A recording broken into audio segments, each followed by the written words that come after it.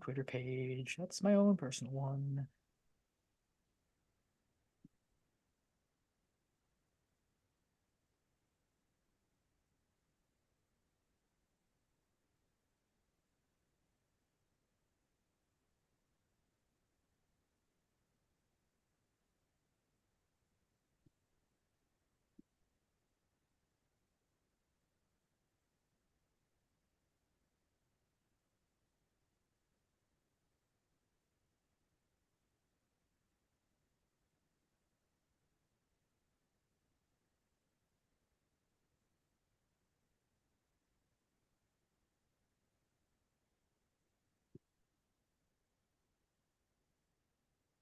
Oh, I almost retweeted last week's show. Oops. See.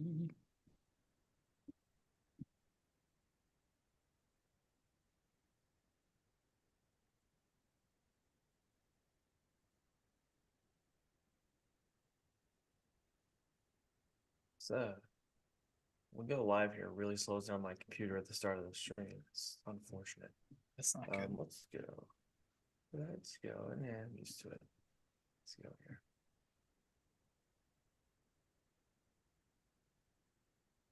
Hello, everyone, and welcome back to episode 190 of Salvaggio and Cratty, here for you on a Tuesday night, April 23rd, my cousin's birthday. Happy birthday, Katie. I doubt she's listening, but that's okay. 7:04 p.m. The Bruins and Celtics play tomorrow, so I thought this morning if we could pull it off and the full press schedule allowed it, we might as well do it tonight because I don't think anybody wants a stressful mock draft during Bruins and Celtics, and I think we would rather watch the Bruins and Celtics on our couches or at a bar or something, if we so please to do such a thing. But yeah, a Tuesday. We'll start with hockey. We'll go to basketball, and we'll wrap it up with the whole shebang with the Patriots in the draft, in my mock draft. Ryan, we are 2 days away from the draft, and the Bruins and Celtics are underway. Where's your head at, and how are you doing? Some good, some bad, good audible, great audible on your part tonight with changing things up. I like it because I just kind of planned on having to try to focus on the Celtics and the Bruins, whatever I would have on in the background if we were to do this tomorrow. So good call there on your part. Terrified as we get closer and closer to the draft. I just have a bad feeling that the Patriots are going to just bone up their pick somehow. Slightly okay with the Bruins. We'll get into that in a second. And I don't know how you can't be feeling anything other than great with the Celtics after a pretty impressive game one victory, a couple of hiccups here and there, and one pretty big talking point that I'm sure you and I will discuss coming up. The only thing that stinks about the Celtics is we have to wait 3 days in between each of these, first 3 games, it seems like, which I guess the NHL schedule makers got their hands on the NBA playoffs and kind of bunked some things up there. But other than that, doing pretty well. There we go. I hope you're wrong on the draft and they don't screw it up. I hope I'm wrong too. I don't.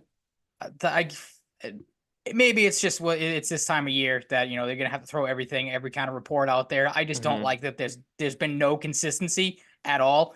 It seems like every day, every hour, it seems like there's a new report of the pick. And we'll touch on this stuff as well with the Patriots specific stuff. But the third pick is available. It's not available. The Patriots might take the best offer. They might not take the offer. Were they going to trade down? Will they stay put? I'm tired of it. I know it comes with the territory this time of year. Like I said, as we get closer and closer, some people love that. I am under the impression, as we, the Patriots are picking as high as they have, and God knows how long. I'm not a fan of it. I want Thursday to come. I want them to make the right decision at 3, specifically stay at 3.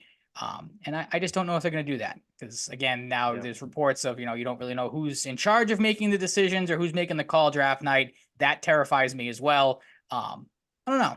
I don't want to be a Debbie Downer here because there's a lot of decent stuff and good stuff to talk about tonight.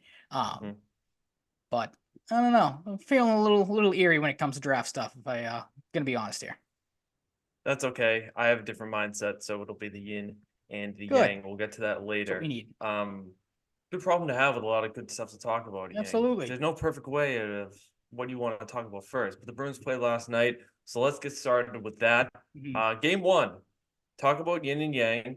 Game 1 was good. Game 1 was really good. I was very, very happy with game 1. Swayman stops 35 of 36 shots and a 5-1 win. So a lot of people thought it'd be Omar. A lot of people thought it'd be Swayman. Swayman people won round one.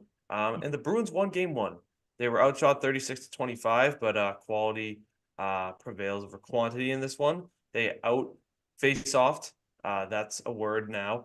The Leafs 57.4% to 46.6. And the Bruins went 2.45 on the power play, which is nice. Pretty good. 100% on the PK, and just barely out hit the Leafs 52-51. Pretty physical game. Loved the pace they played with, loved the physicality. It kind of bums me out when you have a game like this that's so physical early on, because you do it to set the tone, you do it because it's the playoffs. Like, I kind of want to see more games like this in the regular season, but that's okay. I don't know how sustainable that is throughout the entire regular season. Yeah. Like, that's where I was going with it. I'm glad you're on the same page. Thank you. DeBrusk, hey, was this season just a prank? It could have just been a prank. Little contract year prank. 2 goals and assists for Jake DeBrusk. 2 assists from Marchand and McAvoy. Would like to see Marchand, cash in some goals instead of all these assists. Since like February 23rd or something, I saw Brian DeFelice tweet out, I think he has 5 goals. So that could be better. But, you'll take what you can get with Marchand. Overall, he's still an impactful player. The puck is just kind of exploding on his stick lately. It's not, I just repeated myself. I don't know why, but I don't know. With a guy that good, you have to wonder if it's coming soon. Charlie McAvoy, something I noticed looking at the box score today, played 531 more than any other defenseman on the team. And you'll see next game, the balance of minutes was much different. That was, of course, partially impacted by the peak injury, but we'll get into that a little later. Johnny Beecher, what a start. Excellent first game. Very happy they called him back up. He's awesome. Like, he doesn't always make a huge difference, but man, when he gets the puck, it's exciting for a fourth liner, because that's that rare speed and quick step acceleration he gets for a bigger guy. Him and Boquist make a nice connection. They bury one. The Leafs made it way too easy for the Bruins on the Carlo goal. DeBrusk just had all the time in the world, all the space to make that easy pass. Carlo, 5 straight playoff games with a point. Did you know that coming into last night? I did not. I didn't know that until I think they said it on the broadcast. I was very surprised by that. Nor did I. Fun fact. Second DeBrusk power play goal. Very soft penalty kill coverage by the Leafs, namely Pontus Holberg, I think. Not great. Marchand, McAvoy, DeBrusk. Yep. That's what we like. A shot through traffic from the Leafs. Shattenkirk can't handle the loose puck. David Kampf scores. Whatever. It stinks, but whatever. First playoff point for Trent Frederick.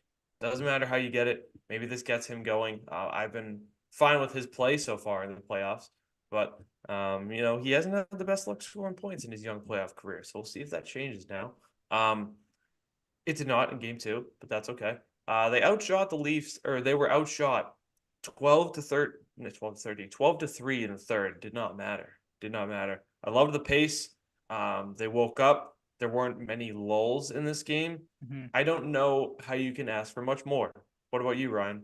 Yeah, I mean, watching the game, outside of the final, you could say maybe minute and a half of the first period where they kind of had a little bit of a lull. Like, Toronto got some of their shots up, had some high danger chances. Other than that, like, you pretty much, like, you never play a perfect game in any sport, but I think you could say pretty close to a perfect game for the Bruins. Like, you listed out all the stats and everything.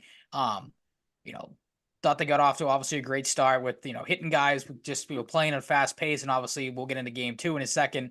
That was one of the things that made that game so frustrating, was they kind of got away from everything that worked in game 1, which sucked to see. Obviously we knew going into the series, you're going to have to beat Toronto by being physical, getting, the puck in deep on their defense. And they did that. They were working low to high really, really well. The Bruins being, the team I'm talking about, obviously not Toronto. So yeah, everything in game 1 was great. And then, like you said, Beecher was, we've seen skills. So not to say, a pleasant surprise, because I feel like that makes it seem like the guy stinks. And, isn't a guy that can do what he did in this game. But the fact that he was your I feel like your best player, at least in that first period, was good to see because this is a guy that, has had an up and down season, quite literally. Being, shipped back and forth from here in Providence at times. Mhm. To see him get off to a good start. That whole fourth line set the tone, I thought, really early on, which was good to see. We'll get into the stuff in game two, but like you said, you'd like to see a little bit more from Marchand. McAvoy's had some up and down moments so far. DeBrusk, you mentioned too, was great in this game and was good to see. And you'd like to see a little bit more consistency out of him, of course. But all in Mhm. all, great performance. And Swayman did what he did, obviously, which was kind of tough to see him get taken out of the net in game two, in my opinion. Yes. But I don't know. It is what it is. Like I have to bring myself around to this goalie tandem thing because Mhm. I can't. I know it's what they want to do. I know it's what a lot of people want them to do, and I know it's worked at times, or more so than not. But I just, after a game like this and a performance like Swayman had, I just don't. I didn't feel right moving away from him. You know what I mean? And just Mhm. obviously it wasn't Olmark's fault last night's game because he played pretty damn well at times as well. But to see Swayman have the game he had in game one and to move off of that was a little frustrating for at least me, to say the least. Yeah, and that segues us into a good starting point for game two. I just wanted Mhm. to say before then, it was chippy as expected, but Yep. I thought the Bruins took no shit, which was good. Yeah, that was good to Like, see too. They didn't get pushed around or anything. Not that Toronto's a team that's going to do that to you necessarily, but the fact that they they'll didn't, try. yeah, Sometimes they exactly. succeed. And that was the thing too. It's Um, like the Bruins, because I feel like obviously Bertuzzi's a guy that's going to start that off. He did it early a lot.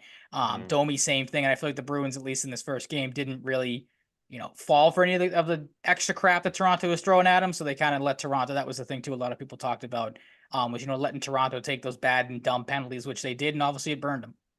Yeah, Domi got like weirdly frustrated at Marchand right off the face-off when Yeah, I Marchand didn't was. really do much. Mhm. He is such a strange dude, like Yep. really strange. Um, just doesn't like take much to get him frustrated, Mhm. but he's proven the last few years, the last couple years rather, including this one. He scored a couple big goals here and there last year in the playoffs, and he scored one um yesterday. So we'll see what happens with him.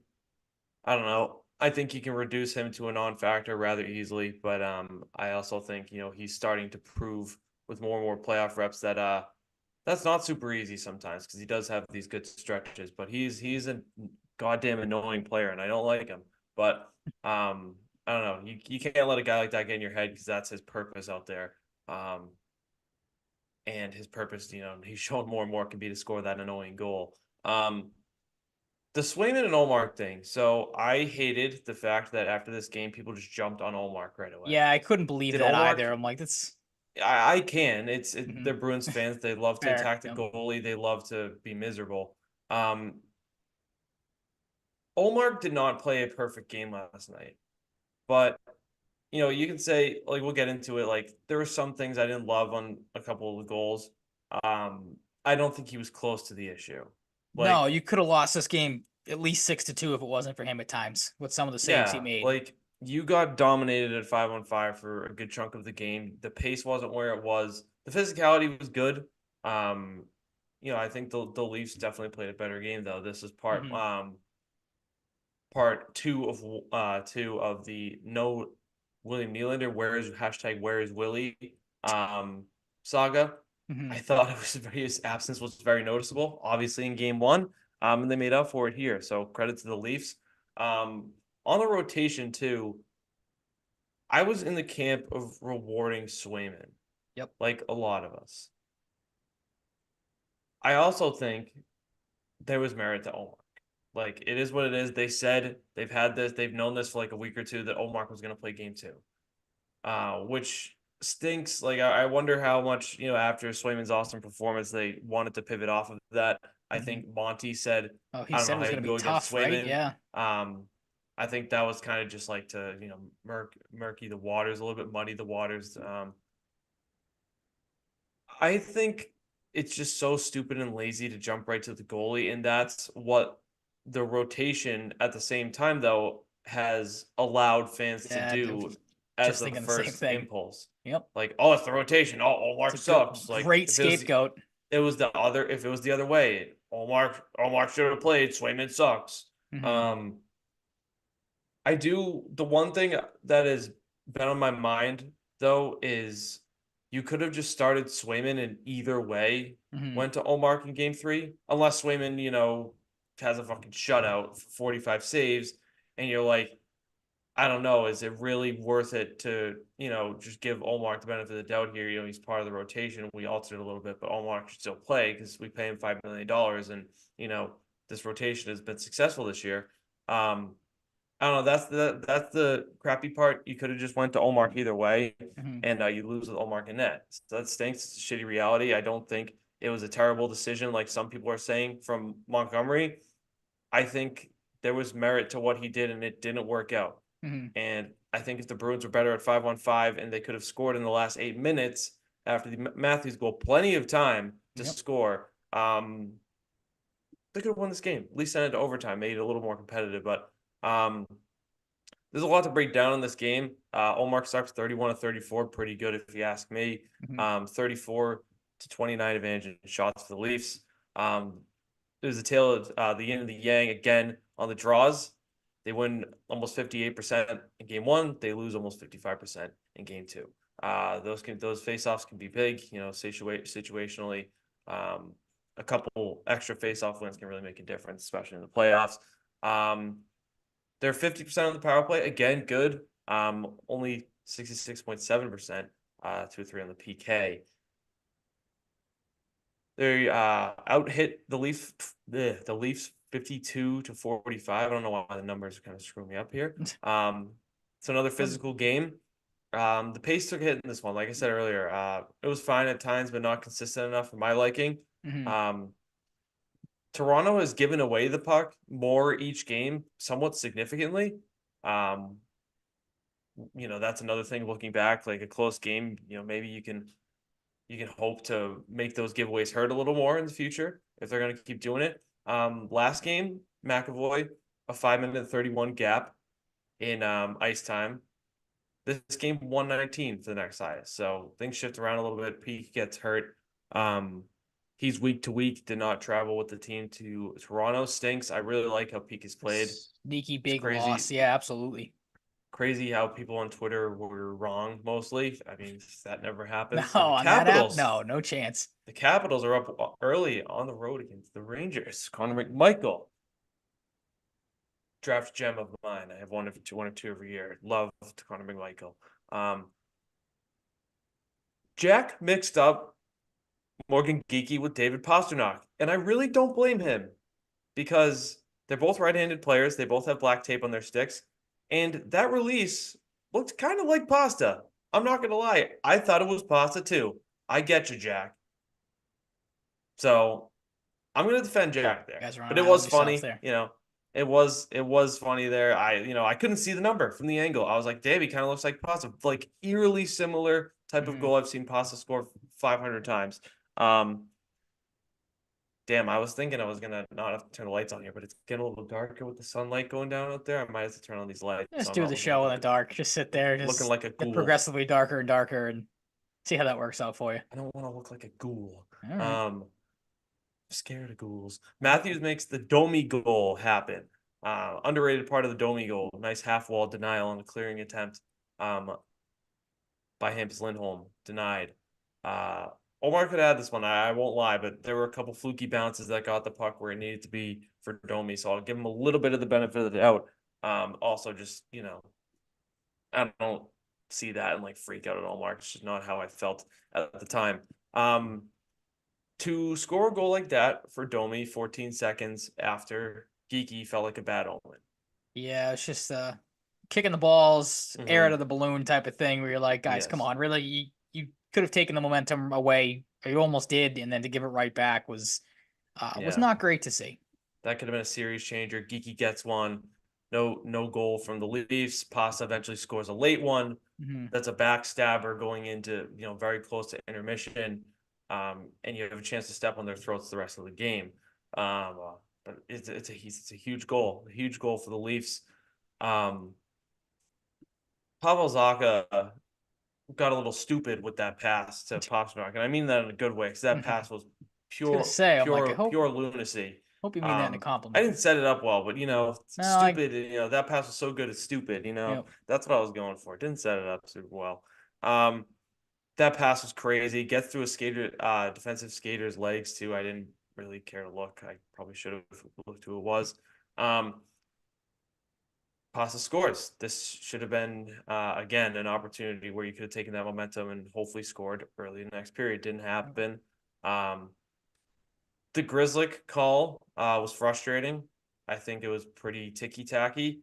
I think that play happens very often. And maybe this is a little tinfoil hat by me. If that happens closer to the crease, I don't think that's a call. The fact that it was in the high slot, I think affected the ref's perception of it. And I think a lot of it was Tavares had the momentum, like he was going to go down, in the scrum with Grizzly, and the push by Grizzly just didn't help his case. I think it was a little on Tavares. He went down easy there. It is what it is, and what it is, it was a penalty that led to a big goal for the Maple Leafs. Another one that just deflates you. Like you have a goal quickly after a big first goal, and then you have a penalty power play goal for the Leafs so shortly after a lame call. So it's just another thing that feels like a bad omen. We go up and down. The pasta goal going into intermission had you feeling good, then this happens and it's all gone again. Yeah, I gotta be honest. I just maybe I was a Debbie Downer last night. I was not very nervous going into this game at all. But once, which is weird, once the Domi goal happened, I just had a bad feeling, and then this didn't help it.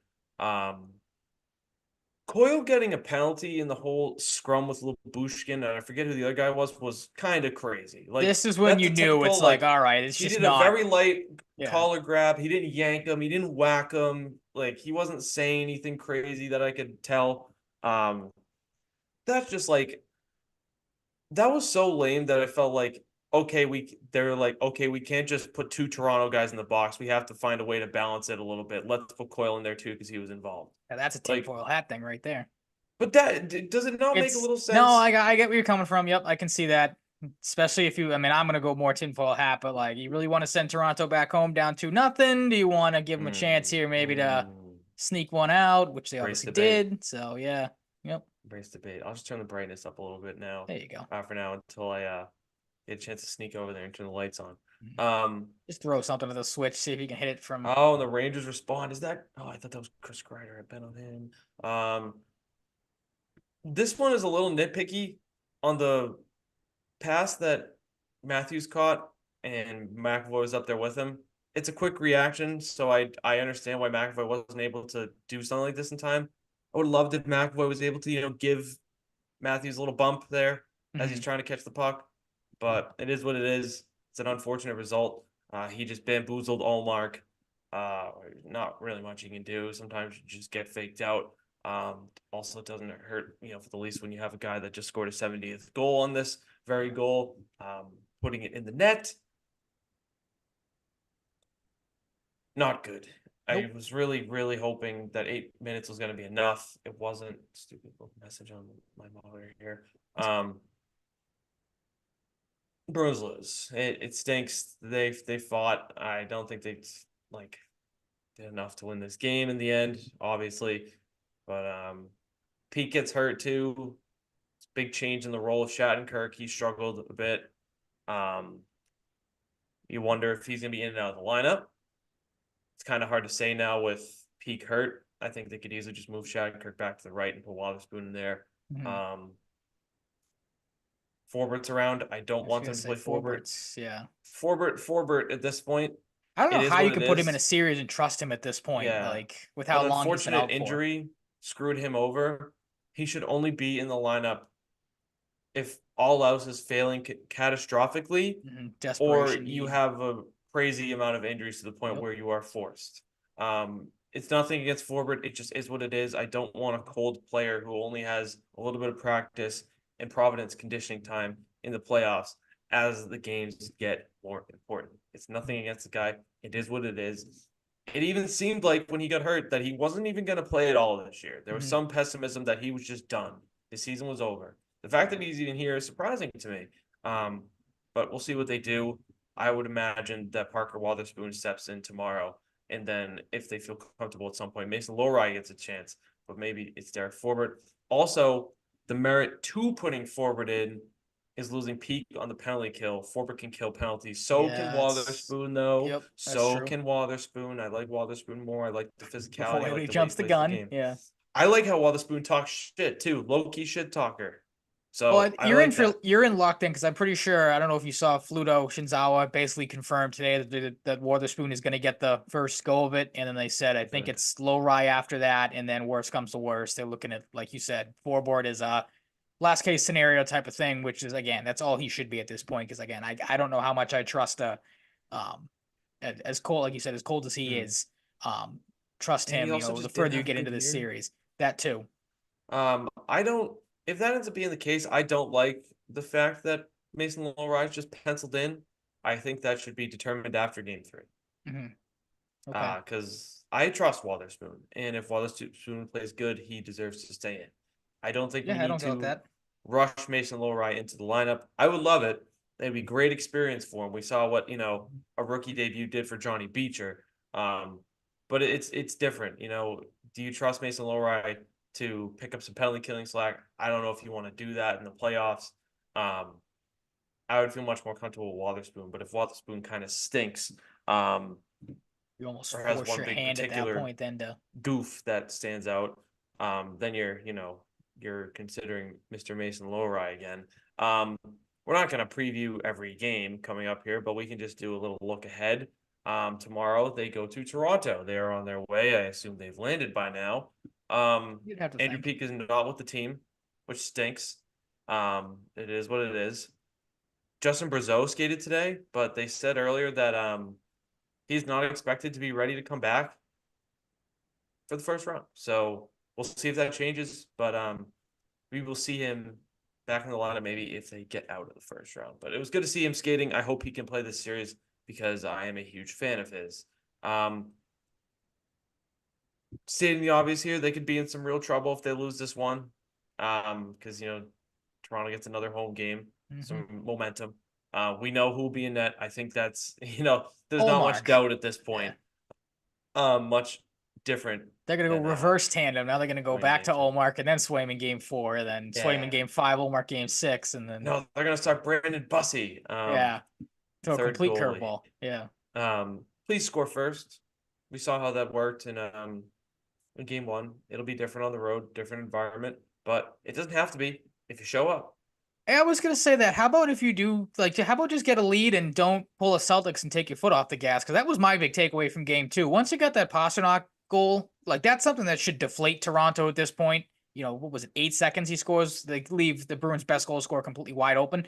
Again, great pass like you said from Zaka. So I'm not gonna discredit that at all. But that was a situation where again you're looking at the Bruins. You're like, all right, you can definitely take control of this game. That's got to be a big, big F up by Toronto, take advantage of that. And it seemed like just the rest of the game, the Bruins like, all right, we'll just kind of try to coast and see if Toronto gives up. And they obviously didn't. Like they're fighting for their, playoff lives at that point, trying not to go back home down 2-0.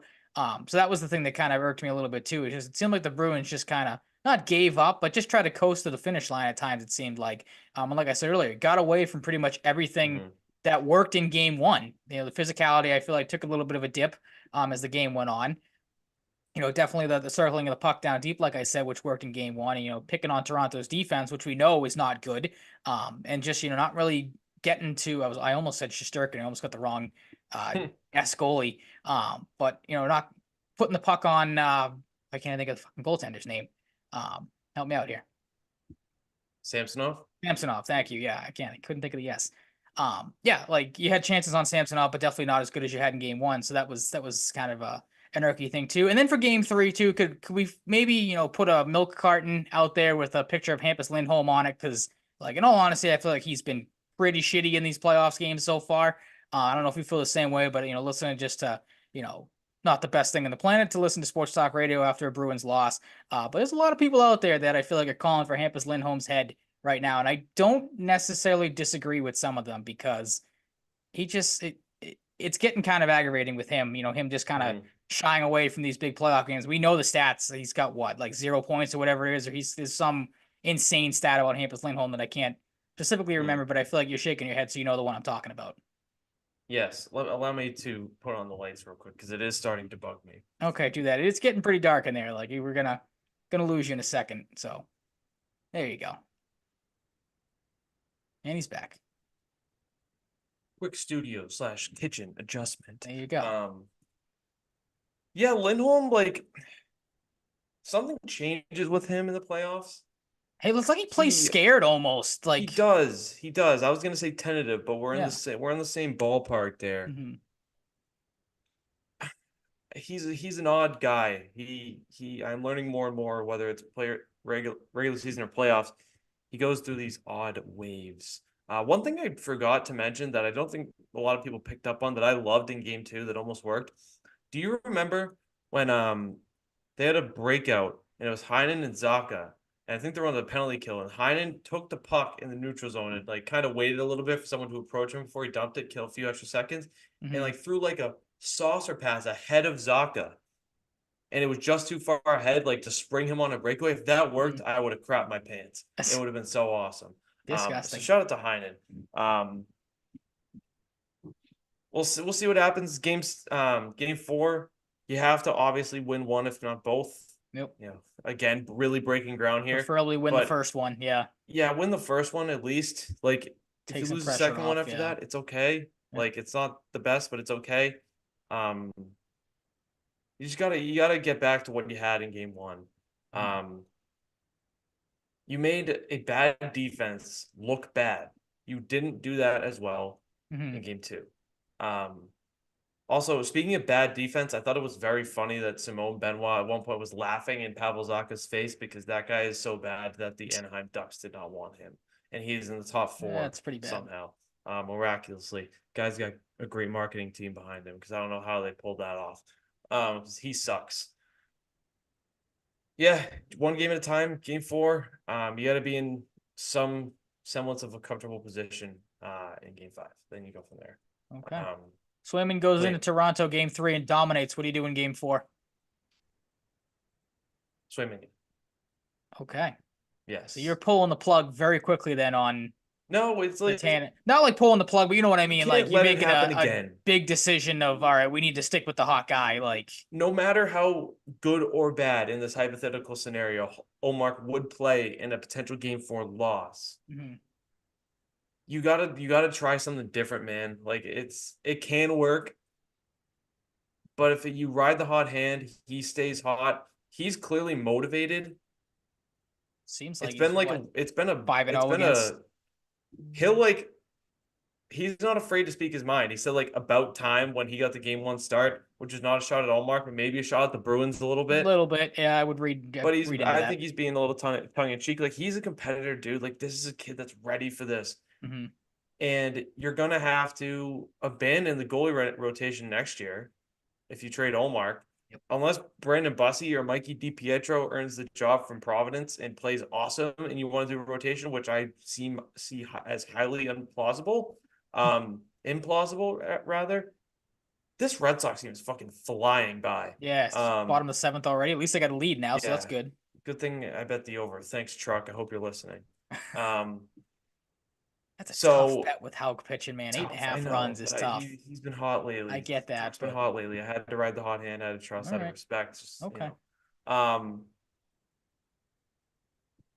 Just figure it out, man. Like, come on now. Well, that was the thing that aggravated me too about like myself. That's on me with the Red Sox. It happens. It's okay. But that was the thing. Like, I'm trying to work myself in there and talk myself into agreeing with the rotation thing. But like, especially after game 1, like I feel like your rotation should have got pushed back to some like of a hybrid level almost of, okay, we'll go with Swayman game 2, but then game 3, 4 is definitely Ullmark's games, and then kind of reassess after that, like go 2-2 instead of 1-1-1 type of thing. And again, maybe they'll decide to do that if Swayman comes out, God forbid he pitches a shutout in game 3 here. Then I think you really have to reassess some things. And again, too, like I just said, ride the hot hand. I know it's not what they're doing, but the guy is what, 5-0 now against Toronto in his career or this season or whatever. So like I don't know, like I just don't want them to overthink it, and maybe they're not overthinking it because it's what they've done all season with the rotation and everything. But you got to get to a point at some point where you're like, all right, we got to stick with the hot guy here. Again, Olmark didn't play bad. I don't want to, be one of those people that, like you said, the people that were coming after Olmark after, a tough couple of bounces here in game 2. Like, again, I didn't really touch on the Matthews goal, like you said, no chance of stopping that puck. You kind of knew that was over as soon as he got the puck on his stick and had just daylight ahead of him. And he did make a point blank save on Olmark in the first period, and a Yeah, big absolutely. one that Yep. almost counted as a goal because it somehow almost crossed the goal line from Yarncroke in the second, I think. Yeah, back to the rotation too. Like you need to prepare yourself for the idea of trading Olmark. Like Swayman is going to be the guy next year. I don't anticipate a rotation unless you add another awesome goalie. Like I don't think anyone expected Olmark to get 4 years. They could do something weird with goaltenders again. I doubt it. That would piss Swayman off, and it's extremely unlikely at this point. Especially when you give the guy a bridge deal, you got to make him the number 1 next year. Absolutely. On that long-term deal. So, just a couple quick other notes before we get into some more playoff stuff. I'll do my little recap on a couple signings last week. Alex Jeffries, want to give him some credit, was in Bridgeport on an ATO, played pretty good, earned his entry-level contract with the Islanders. Merrimack guy, shout out to him. Could see him in the NHL next year. Saw Sean Behrens leave the national championship Denver Pioneers, go to Colorado. Tristan Brose also leaving Denver to go sign with Pittsburgh. Carson Rakoff, I think, is a pretty good player. He signs his entry level with Seattle. Ivan Fedotov, the 6'7" ginormous goalie that the Flyers were able to get over from Russia, gets a 2-year, $6.55 million extension. And Luca Pinelli signs with the Blue Jackets. There's a little catch up for you folks there. And Ryan, the Buffalo Sabres weirdly rehired Lindy Ruff, who has not had a good last few gigs as an NHL head coach. He, I think, was let go by the Sabres from his last tenure, which was a pretty long one in 2013.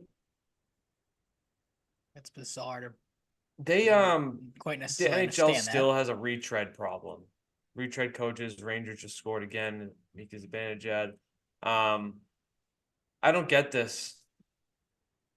If he failed there once, I don't understand the decision to bring him back a second time. And what motivates you to do it from his most recent experience with the Devils, where it all fell apart? Yeah, doesn't make a lot of sense. That's for sure. And then they dealt with injuries. They got Hamilton was injured early. Bratt missed some time. Meyer wasn't healthy for a chunk of the season. I don't know how much. He just had surgery that's gonna sideline him until like training camp. Jack Hughes was hurt at times. There were factors. Their goaltending also wasn't good, which is partially on your GM, not equipping you. But also when it came to the deadline, which I don't know how much it really mattered, they were unsuccessful in their pursuits of Jacob Markstrom and Linus Olmark. So it is what it is. Just thought it was a weird hire. I think if they could have gotten David Carl, who I've been campaigning for to leave Denver, not because he beat BC, but because I think his recent resume is absolutely fantastic. He's been a part of 3 national championships and a World Juniors championship. He's young, up and coming. I think it makes sense, but he said he needs to be blown away by an offer. He's not necessarily motivated to leave at the first team that offers him.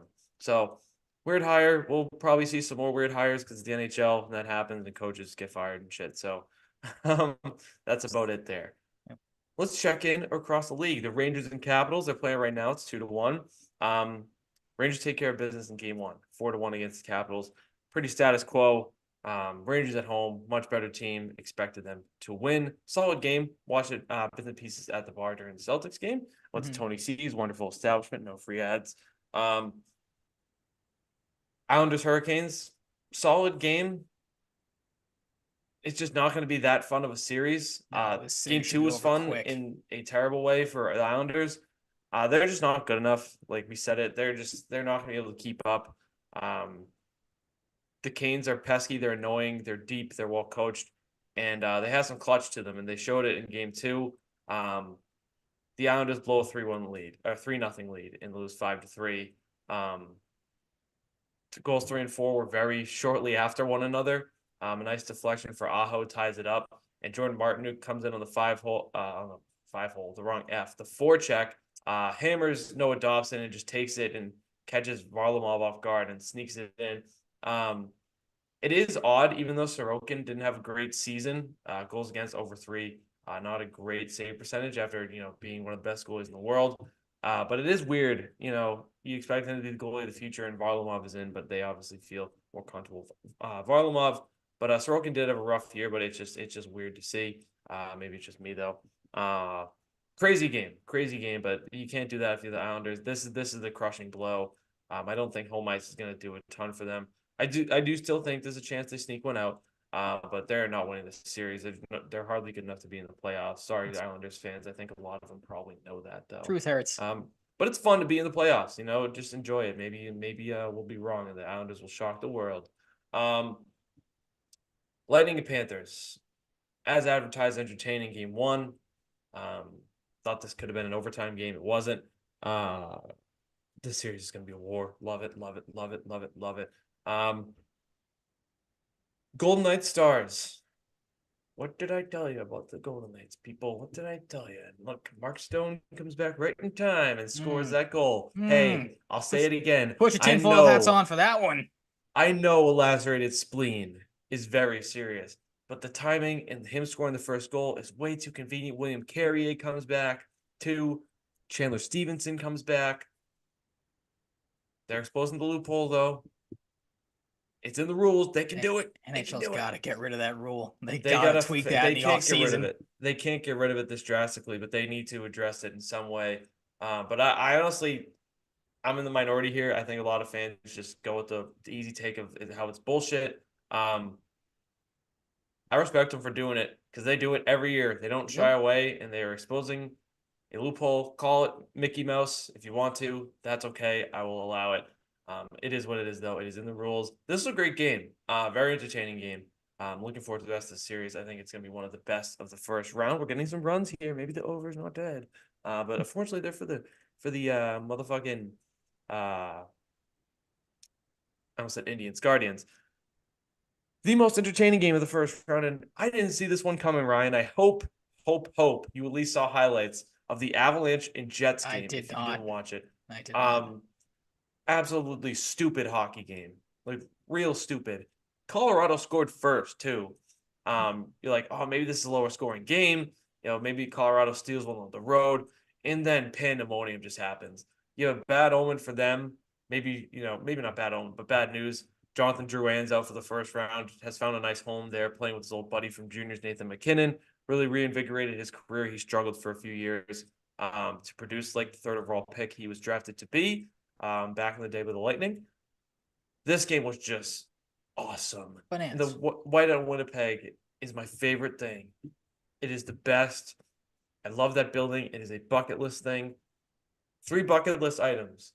Whiteout Winnipeg for me, go to a playoff game in Edmonton and go to a playoff game in Nashville. Those are on my bucket list. The Whiteout Winnipeg is the best. This game is absolute pandemonium. You think of a team with high flying offense and a guy like Cale Makar on the back end doesn't hurt Colorado, and you think maybe they just outscore everyone. Their goaltending is a problem. We saw Georgiev let up 7 goals. I said this before. He's gonna get worn out. He played a lot more than he should have had to because they don't have depth at goalie. You did say this, yep. Hellebuck is a lot better and didn't play a lot better.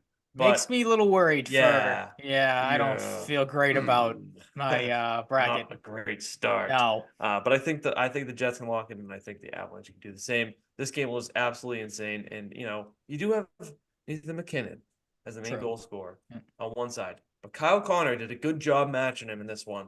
Guy can score 40. He can score some big goals and keep up a little bit here. Mark Scheifele scored. Adam Lowry scored. He had big names scoring here, left and right. Josh Morrissey from the back end. The big guys showed up in a game they needed to. They could have got slapped around if a few more bounces or shots or traffic or whatever didn't go their way. This game was tremendously entertaining. I hope the rest of the series is as chaotic as this. How funny would it be if the rest of the series is like 1-0, 2-1 finishes? Oh yeah. That would stink. It could be with Hellebuck, but I don't know if Georgiev will be able to keep up with that. Yeah. Keep up. He's gonna have a rough time, I think, at times here. The Predators and the Canucks. This series has taken a shift after game 1 with the Demko injury news. he might be out for the rest of the series. That's a big loss. He re-injured his knee that kept him out for 5 weeks early in the season. Do they know if it's the exact same thing that happened? Whatever. They just know it's the same knee. They don't know if it's the exact same thing. Could be a huge problem. Solid game, really entertaining. The least watched game in the first weekend. That's okay. I thought it was fun. I wasn't super tied into this game, but it was fun to watch. Kings and Oilers, another one that was really fun. The Oilers are going to be a problem if they can just do this. This isn't, again, breaking any ground, but yeah. Connor McDavid, 5 assists, 3 goals and assists for Zach Hyman. My goodness. The Kings might get absolutely mauled to death in this series. I could see the Oilers scoring 4 or 5 goals every game. It wouldn't be the most surprising thing on the planet. Not at all. No. And yeah, I mean, their defense had some rough moments though. Skinner had 1 or 2. I bet he'd like back. Good game though. Should be over pretty quickly. That being that series. Did you watch any of the games, Ryan? No, I've been a little more tuned in with basketball than I've seen some hockey highlights here and there, but no, basketball is where my attention has been for some of these nights. Understood. Yeah. Let's get into some brackets, shall we? Okay. If you didn't hear it last week, we didn't do our brackets last week because not all the matchups were finalized. It's tough when some matchups have 3 or 4 teams that could be playing each other. So we want it to be sorted out, But promise from both of us, we made these picks before the playoffs started. Let's start with mine, since I'm already talking. Dallas and Vegas. I like Vegas in 7. I think we saw what they're capable of, even against a good team like Dallas.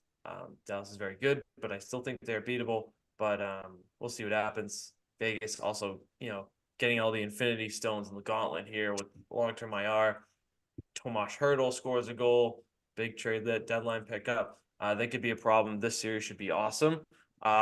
Winnipeg, Colorado. I also have this going 7 with the Winnipeg Jets taking down the once Stanley Cup champion 2 years ago, Colorado Avalanche. Looking for another. Could easily see him doing it. I just don't know if it's going to happen with that goaltending.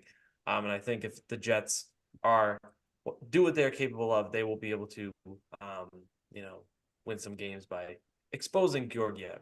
I don't know. At this point, maybe we don't even see Georgiev in every game. Justice Annunen, their backup, is sick right now. Yeah, not great. But I don't think they're going to start Prosvetov, who they called up from the Colorado Eagles. So maybe a Noonan. If he's playing really bad, maybe we see Justice Noonan in net. Vancouver over Nashville in 6. I can see this absolutely going the other way. But especially with the Demko injury, not even just because of the Demko injury. I think Nashville is just hungry. And they play a hard-nosed style. They're an annoying team. I don't know. I just like Vancouver, but it'll be a much tougher job with like Casey DeSmith or Artur Shilovs, I think is how you pronounce his name, who might be an option as well. Kings over Oilers in 5. This one, I mean, this series could just be a bloodbath. Like I was saying, the Oilers are just a much better team. The Kings are just outmatched. Florida, Tampa. I like the Panthers in 7. Series we wore. Talked about that one last week. Very excited. Bruins over Leafs in 5. Doesn't look so great right now with the Leafs winning early, but I still do think it's possible. I think this defense can be lunch meat. I think their goaltender can be had. I think that is a mismatch. And we don't know when William Nylander is going to be back. And I do not think this offense is ironclad and unable to be beaten. I think there's a formula for the Bruins to win this series quicker than some may expect. The Rangers and the Caps. Rangers are up 2-1. The first period just ended. I like the Rangers in 5. They're just the better team. The Caps will be annoying, though. We talked about this last week. The Hurricanes over the Islanders. I think it's just the Hurricane series. They're just a much better team. Let's go on to the next round. The Golden Knights and the Jets. I like the Jets in 7. This would be an awesome series, but I just like the Jets this year a lot. But another one I could easily see going the other way. Vancouver, Edmonton. I honestly think, especially with the injury now, that Vancouver could get destroyed by Edmonton in the second round. Yeah. Their offense is really going to have to step up because Casey DeSmith is not a sure thing. But we've seen goalies, ones you might not expect, really show up in the playoffs before. Maybe not quite on Aiden Hill level, but we saw Aiden Hill, who's not the greatest goalie ever, but had a great run last year, stepped up in a clouded goaltending room that once saw Robin Lehner in it, and he was hurt. And Logan Thompson. We'll see if Casey DeSmith, if he's the guy, can carry the water there. Florida, Boston. I am saddened to say I do not think the Bruins will win the series. I will go Panthers in 6. I think the Bruins will just be outmatched. They did match up very well in the regular season, though, and I do think there is a scenario where the Bruins win. I just don't feel great about it. Mm-hmm. It is what it is, and we'll talk about that matchup more if it happens. Rangers and Hurricanes could be so much fun, and I will go with the Hurricanes, but I think it really is a toss-up if that gets to 7 games. I talk about it a lot. The Hurricanes are just annoying. They'll find some way to win if it gets down to it. I don't know about the Rangers. They're a great team. I can't put them over the Hurricanes here. It just doesn't feel right in my brain. And then we get the Jets over the Oilers. For me, in the Eastern Conference or Western Conference Final, I think that would be done in 7 as well. That would just be a war. Two Canadian teams battling, trying to get Canada a cup. See which one of them could represent them in that scenario. And then we have Florida and Carolina. I will go Florida over Carolina in 7. Again, we got some really great potential series on the road here. These teams, I hate them both. Their fan bases suck, and so do their teams. Maybe not Florida as much, but Carolina definitely. They can't suck too bad if you have them in the Eastern Conference Finals. What was that? I said they can't suck too bad team-wise if you have them. Oh, no, definitely not. Fighting for bid for a Stanley Cup. Yeah, I could easily see this one going the other way with Carolina going to the Cup final. But hey, Carolina can't really win conference finals games. I'm not going to pick them to win the conference finals when they have lost like 12 straight conference finals game or 9 or something. It's at some point. Unbelievable. I have the Winnipeg Jets winning the Stanley Cup this year. And I said it on Twitter. I forgot to tweet out my bracket a couple days ago. Back to Canada. I can't deny it. I felt it for a long time this year. I love this Jets team. I love what they did getting to Foley and Monahan. They're deep. Rick Bowness has made it work. I was a little skeptical about that hire. He has made it work. He's found a groove with this team. I love this Jets team. I love them. And I don't know if you saw, I think the Spit and Chicklets crew calling them frauds is being used as actual bullet board material in that locker room. I would take it as bulletin board material. Like, absolutely. Make the playoffs and your frauds, huh? Okay, we'll show you. Yeah, see? Yeah. Also, Tyler Toffoli, speaking of him, quiet and a productively scoring game 1. I'm looking for Tyler Toffoli. The guy's won 2 cups to show up going forward. Not a lot of people have the Jets. I don't care. It is what it is. I can't deny it. I felt this way for months. I love this Jets team. I felt good about them for a long time. Then they make 2 great additions at the deadline. I can't deny it. It is what it is. You know what, Ryan? What? 13 of 15 Sportsnet people had the freaking Leafs beating the Bruins, and the Bruins won game 1 in embarrassing fashion. So, Jason Bukala, who I don't know who this is, I should have his job. He had the Maple Leafs before. So, Sportsnet hit my line. That's it. Winnipeg over Florida. It would be a crushing last 2 years in the playoffs for Florida, but I'm going with what I feel. Panthers fans, I'm sorry. I don't think you are, though, because you just admitted that you hate their fans and you think their team sucks. So no, I didn't say the team sucks. I'm sorry. Did I say that? You said both these teams' fan bases suck. They suck. Oh, well, I didn't mean that. I took it as you think both. That's why I was like, you think both these teams suck, but they're playing for a conference. No. I will say I'll say that they suck. Maybe I meant they suck like in the way they play, and I hate a lot of their players. They suck to play against. Yeah, okay. Not sucky in quality of the roster. Gotcha. And sorry. No, they definitely don't suck in quality of roster. That's for sure.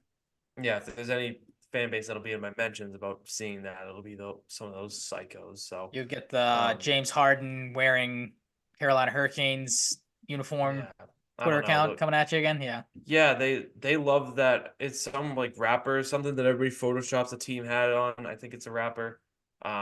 He looks oddly familiar. those fans love that profile picture. It's really weird. Maybe there's a bit going on, but strange fan base, really strange. Ryan, your bracket, sir. Yeah, a whole lot of parity when it comes to mine compared to yours. If the people are ready, so first round, I have the Knights like you do over the Stars, but I have it in 6. Vegas is getting healthy at the right time. I don't know what's so funny over there. No, Uh, I just read it and you what after the parody comment. Yeah. Um, I'm definitely not going to go as in depth as you are. Jets, I think they'll be able to, bounce back. I'm with you. I think Hellebuck will be able to figure things out before Colorado does. So I got the Jets over the Avalanche in 7 as well. I'm going to stick with the Canucks, even though they have the big Demko injury, like you mentioned. I just, Nashville did what they had to do to get into the playoffs, but I still think the Canucks are the better all around team. I have that one finishing up in 5, and then I'm with you. This is a bloodbath waiting to happen. A gentleman's sweep. The Oilers will just take out the Kings pretty easily, like you said, especially if they can put up 5+ goals every game, which I, like you do, think they have the capability of doing so, and then some. And again, we talked about this last week. It would be nice to see Connor McDavid make a little bit of a playoff run here, because I think he is due for one at some point here, hopefully sooner rather than later. For his sake. In the Eastern Conference, Panthers over the Lightning in a dogfight 7-game matchup. I just think the Panthers are the better all-around team. Bruins over the Maple Leafs. I did have 5 last week. I'm going to go 6. I think they'll split in Toronto as well, and then the Bruins. You changed your Yeah, pick. I did. I did. Boo. The defense was Hey, not I could impressive to change me my last pick, but night. I did That's it fair. You 'cause, you stuck with you stuck with it. I'm proud of you there. I said that the peak injury is going to be a sneaky big injury. I think he was physical. I That's don't think fair. that Okay. doesn't sit well with Toronto's game as we know. I was just say gameplay. That doesn't make a lot of sense. And then we don't know what they're going to replace him with. Again, like, do we have to rely on Derek Forbort in a couple of games here? I don't know if I would like that. So I'm with you. I'm just gonna stick by 5 because I feel goofy not doing it when I already That's picked fine. it. It's And I fair. was, I went on a bold side of things. Do I Fair. think it's likely after after losing one of the first 2? Certainly less likely, but I'm gonna stick with it. That's Fuck what it. I was gonna Fuck say. it. If the Bruins took the first 2 in Boston, I would have Yeah, stuck with 5. yeah. Absolutely. But I don't know. My confidence was shaken just ever so slightly. But maybe I'll be wrong. Hopefully I'm wrong and they finish them off in 5 and win 3 straight. That'd be nice. Rangers over the Capitals in 5. Same thing. We talked about this last week. This is not your case of Panthers versus Bruins last year. The Capitals put up a nice fight to get into the playoffs, but I think the Rangers will get rid of them pretty easily. And then this series is over already. Hurricanes over the Islanders. I switched this one too. I think I said Hurricanes in 5 last week. I'm going 4. Like, you blow a 3-goal lead and in pretty horrific fashion. Like, you bad omen, not going to happen. Islanders are done.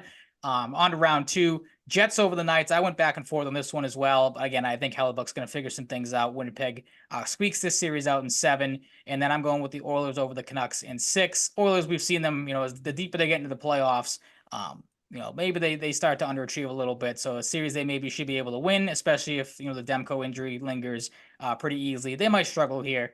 So I'll give the Canucks a couple games. Demko is on the Canucks. Oh, I did say Demko. You're right. Yeah, that's what I meant. If he's hurt, maybe I don't know what I'm saying. Wait, I'm starting. Hold on. You're talking about the Oilers, are you not? Oh, you're saying Oilers over Canucks. I was looking at the wrong part. You had me all confused. Disregard. Falling apart here. It's Solid all right. brain. It's too early in the show for that. Yeah, Oilers over the Canucks in 6. And then in the East, the Panthers over the Bruins. I'm with you. Panthers, we've seen that story before. They are not a good matchup for the Bruins in a whole lot of ways. So that series ends in 6. The season series. There's that glimmer of hope. I guess, yeah, but it also just comes down to simply being a better hockey team. That too. Yep. That's what I mean. Yes, some may disagree, but the roster quality is better. For sure. Absolutely. So yeah, the Bruins, their season once again ends at the hands of the Florida Panthers, unfortunately. And then in another absolute dogfight war of a series, I have the Hurricanes just beating out the Rangers in 7 games as well, setting up a Jets-Oilers conference finals in the West and a Hurricanes-Panthers conference finals in the East, with the Jets, like you had, going to the Stanley Cup final over the Oilers in 6 games. I really wanted to pick McDavid and the Oilers. I did. But again, I just think the Jets will figure out their goaltending situation. Hellebuck's going to catch fire at the right time, and they'll just ride that to the Cup final. Hurricanes over Panthers in 7. I'm a little weary of that. I did not know beforehand that the Hurricanes had lost 12 straight, would you say, conference finals games, or didn't know how to, win in that spot. So that makes me won one since like 2006, I think. Yeah, that makes me a little weary of that pick. But I don't know. I think the Hurricanes just 2 very I'll make evenly. you less wary. They have Jake Gensel now. Yes, they do. Pretty Almost good won a player. Conn Smythe as a rookie. Yep. Pretty Really good good player. player. Knows how to play this time of year. That is for sure. He should have won the Conn Smythe as a rookie, I think. Hot They take? gave it to Question mark. Malkin. They gave it to Malkin. I think Malkin was deserving. I think Gensel deserved it. Okay. So if there's any Penguins just me, fans though. listening that want to come at you in the chat after that, then all for it. But maybe there's some that agree with you. That's okay. Fair enough. Yeah, I don't know. Like Hurricane, I think this could very well be a coin flip if this happens, but I think the Hurricane just a little bit better of an all around team, setting up a Hurricanes and Jets Stanley Cup final. And I do not have the cup returning to Canada like you do. I have the Hurricanes beating the Jets in 6 games. I just think the Hurricanes can play really any kind of style they want to. They can beat you up. They can outscore you, out tough you. So in the end, I think that's gonna obviously we've seen that work pretty well for teams in the Stanley Cup playoffs as a whole. So I think that the Hurricanes will ride that to a Stanley Cup Finals win. Fun fact for people who didn't know, the last time the Canadian team won the cup was in 1992-93 season. It was the Montreal Canadiens. Oof. Yes, so we'll see if it changes. I like the Oilers too. We shall see though. That is going to wrap it up for hockey. Let's get into some basketball before we get to the main attraction. My mock draft, something that everybody puts on their calendars and eagerly awaits. Yep, circles it. Plus some other draft stuff, Patriots stuff. The Celtics pull off game 1 win, 114-94. As you said earlier, few hiccups here and there. Nothing that really worried me at all, to be honest. I was pretty even keel the whole game. You I weren't was really worried when you stressed saw at times for bets. Okay. Jaylen Brown, sad. You weren't worried when Jason Tatum got his legs taken right out from under him in a No, definitely I was basketball move and not dirty I in the was just slightest. more upset that Okay. Caleb Martin would do such a disgusting and heinous thing Not to the one most Jason surprising Tatum. thing. I'll just say this, very intentional by Caleb Martin. Yeah, I don't know how you can disagree with that. If again, maybe if you're a Heat fan, and like I've texted you and told you numerous times, I think they have passed Yankees fans, in my opinion, is the dumbest fan base and all, or maybe the most delusional. Maybe dumb's a little mean, but I don't care. Because you tried to hurt our best player, and you've done it before. You did it last year. It's the reason why you were in the NBA Finals last year. And didn't come, so close to blowing a 3-0 lead. Yeah, I don't know. Did you see Scal's thoughts at the end of this game and his comments? It's kind of circulated around Twitter and the NBA over the last couple of days. I thought he brought up a decent point that we can maybe touch on here in case you didn't see it. But in the post game, for the people that might have missed it, Brian Scalabrine, of course, does the post game and does the Celtics play-by-play stuff, all that, broadcasting, all that stuff. Thought it was interesting. Said, Alex Spoelstra down 16, calls a timeout with 1:30 left to play. Game's at hand. You're not going to win it. Maybe, we would have thought you would have pulled the starters in that situation. But nope. 1:30 calls a timeout. That's the first play out of the timeout. That rebound attempt from Caleb Martin, where, people argue he was pushed into him by, I think it was Drew Holiday, which Drew Holiday did not push Caleb Martin into him. So I find that to be complete and utter BS for, again, people that are arguing that. I don't know. I would hope with a coach like Eric Spoelstra, who I think is kind of a fraud, hasn't really won anything since that big 3 left Miami. So maybe that's a hot take there. Good coach, don't get me wrong. He knows what it takes to get guys to the playoffs and take some of these, underachieving rosters or rosters you don't think a whole lot of and become playoff teams. But when it really matters, guys never won anything outside of having LeBron on his team. So what does that say? I would hope this is something that was not discussed, and obviously you'll never know that. But Caleb Martin, does have a history of, getting into it with some players, getting into it. I was listening to Sports Talk Radio today, and I think Zolak and Bertrand were listing off some of the fines and suspensions he's gotten for, maybe going after referees or going after other players. So not the cleanest record by any means, but I don't know, I'm kind of in the same boat, Scalas. I don't want to put my tinfoil cap on here, but you look at some of the situation and what happens. I don't necessarily disagree with what he said. I know I'm kind of, stammering on here, but what were your thoughts on the whole situation? You kind of alluded to it, that it made you mad more than anything else. But I don't know, like I said, have you heard what Scal said or just your thoughts on that situation as a whole? No, I didn't hear what Scal said. But it is interesting. It's interesting. It's convenient. Look, people think Holiday pushed him. It is what it is. There is enough there if you watch the replay to show his willingness at least in some capacity, to make a motion towards trying to injure Jason Tatum. That to me, watching the replay multiple times, is absolutely undeniable. Mm-hmm. Yeah, I mean, I think he should have been suspended. Personally, that was, I think Scal said that too, but Eddie House kind of walked him off of that cliff. Like, you're not going to suspend the guy first game of the playoffs or no. something like that. It is a little But questionable move. there was a case for it. Absolutely. Like, I was going to say, Intent to injure? you could make a case there. Absolutely. There was one of the videos that shows kind of the back end. I think it's from the opposite basket, and you could see clear as day. Like, he does not make. It's not an attempt at a rebound at all. Like, and people argue that, or have been on the side of saying it was dirty play. Like, if you're going for a rebound, you're going obviously with your hands up trying to get the ball. Like, he makes a straight beeline right for Tatum, to undercut him like that, and then obviously the stuff afterwards where Caleb Martin is kind of trying to help Tatum up. I liked the response from Brown. Like, I'm kind of glad someone got in his face. Brown, I liked his response of basically get the fuck out of here. Like, you're not helping our player up, whether you meant it or not. To see Porzingis kind of get in the middle of it too, because I don't really think, and I feel like a lot of people don't think of Porzingis as like a guy that's gonna get in your face type of thing. But to see him kind of get mixed up in it as well was good to see. And I'm kind of glad that the Celtics had that. It was obviously good to see Tatum get up and kind of walk away like he wasn't going to do anything about it. Because that was, I feel like, just his mindset. Like, I'm gonna get up, go hit the free throw. I was like, this doesn't matter to me at this point. The game's already in hand. But I don't know. I like that response. We've seen obviously things get chippy with the Celtics and the Heat before. You saw it this year with Brown tossing Duncan Robinson into the first row, which is still one of the funniest things I've seen in an NBA court this year. And again, to have Duncan Robinson get all bitchy about it afterwards, it's like, dude, you stop trying to hook the guy's arm, and he won't throw you into the first row. Tatum also asked Jaime Jaquez if he was going to cry at one point. Did he? See, were arguing. I forgot to look that video Tatum, up. I think I didn't see anybody mention that. Like, Tatum easily on that fall could have broken his wrists. Like, yeah, absolutely. Could have broken his tailbone or fucked up his back in some way, shape, or form. Like, you hold your breath on something like that, absolutely. But I like the Celtics' response to it. Then, of course, you have Psycho Joe Mazzulla, who, like, I think he was asked about it afterwards, and weird. You could tell he was holding back from basically being like, I wanted Jalen to go like fight the guy type of thing. Yeah. He was like, oh, I loved it. I love that response. I've heard both sides. That's some people are saying it's like an awesome interview and like you must listen. I've also heard some people say, no, it's just a good interview. So it's typical Joe Mazzulla. Like, it's kind of weird. It's kind of like I said. I'm talking about the part of my take one, by the way. Oh, that one. Yeah. Okay. Yeah. But I still have to listen to that. Gotcha. Yeah, Joe Mazzulla is a strange guy. He is. Some strange things I heard in the podcast too, like some weird quirks he's got. Mm-hmm. Overall, I thought the game was fine. Yeah, that was going to be my next question. To get away from but there was, Miami had a couple nice runs too, so it wasn't perfect. A couple things to clean up, and they should win the series soon.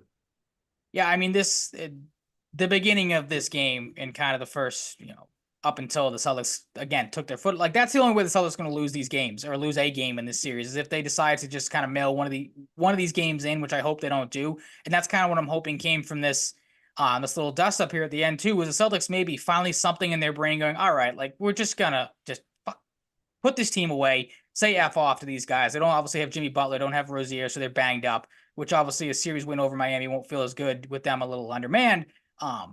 But still, like, that's the kind of was my big takeaway. Like, the Celtics, you hope something kind of clicks in their head of like, all right, let's just end this, not have to deal with any extra games of this type of nonsense where maybe guys are coming out with some of these cheap shots. Didn't even get into, the illegal screen that Bam Adebayo should have been called for, where he basically ran Derek White to the ground. Like, that was kind of ticky-tack as well, and a little bit of a BS play too. I mean, you can set screens on guys, don't get me wrong, but like there was a little extra there, which again, White was asked about it. He really didn't seem to care. And I kind of feel like the Celtics are in that mindset of like, this is what this team does. They're going to try to get chippy here. So let's just not let it affect us. But like you said, like there was plenty of good, plenty of bad. We're not going to go too much into it because everybody knows obviously the good. To see Tatum get off to a great start was good to see because obviously we've seen Tatum in some of these playoff games struggle at times, get off to slower starts. Brown's usually the guy that gets off to a hot start at the start of games. So to see Tatum lead off this series with a triple-double, that was good to see. Porzingis, no rust for him or no jitters. His first playoff game with the Celtics, he was dominant at times. And then interesting that Joe Mazzulla only goes with, I thought it was interesting at least, a three-man rotation for the bench. You saw the three, main guys, Horford, Pritchard, and Hauser. Pritchard and Hauser Hauser both. hit like 4 threes in a row at one Yeah, point. got off to That a was cold sick. start, was 0 for 2, and then nailed 4 threes in a row, mainly because the Heat left him wide open for some reason. So, if they want to continue to do that all series, that I think would work out really well for them. Pritchard picked up right where he left off at the end of the regular season, only 8 points, but gave you good minutes, 24 minutes played, 5 assists, 4 rebounds, and 8 points. Pretty good. And Al Horford was his usual self. So, nothing to complain about there. Celtics, they're going to live and die with the three. We know that. They shot the ball well. And you kind of touched on the one bad thing. Didn't like that they let a 34-point lead get walked down to 15. But, good timeout by Missoula. Derek White, who, again, I've talked about before, might be the most clutch player the Celtics have. Big three right out of that timeout, which was good to see. And that kind of, steadied the ship a little bit. And then, of course, the stuff with Tatum getting hit seemed to wake them up and kind of put them away as well. So nothing really to complain about game one. Again, the only thing you can't complain about is how dumb the schedule is and the fact that we have to wait until tomorrow and then Saturday again for games 2 and 3. But the main takeaway, obviously, is just continue to keep this up. Don't let this Miami team think they have any shot of winning this series, because they don't. The talent discrepancy is just so far, one way or the other. So I'm fine with how things worked out in game one. Me too. Step on throats in Yeah, game two. absolutely. Yeah, I don't know where your head's at if you're really like bummed out by anything with this game. Some hiccups here and there. The Tatum stuff sucks, but move on. This team should win. Stay positive. This team is really giving you no reason not to. Any thoughts on the rest of the playoffs? Well, that's what I was going to ask you, because there's been a little bit of a talking point that's come out over the last 24 hours. I'm sure you saw just on Twitter how the Knicks game ended last night with the 76ers blowing a 5-point lead with 28 seconds to go. I'm sure you saw or heard about how the Lakers blew a 20-point lead last night to the defending NBA champion Denver Nuggets. And something that came out of both of these games are two superstars in maybe not the most surprising because of who they are, Joel Embiid and LeBron James, both deciding to go after the officiating in these games. LeBron was upset. I saw his press conference. He called out the replay center and officiating on a foul that occurred on, I think it was D'Angelo Russell in the third quarter of that game that got missed. And then obviously the 2-minute report or whatever it is came out today about the Sixers and Knicks game and said that 2 fouls were missed on Tyrese Maxey at the end of that game. So Joel Embiid was a little upset about that. And then, of course, the whole thing with him and Nick Nurse not getting a timeout called.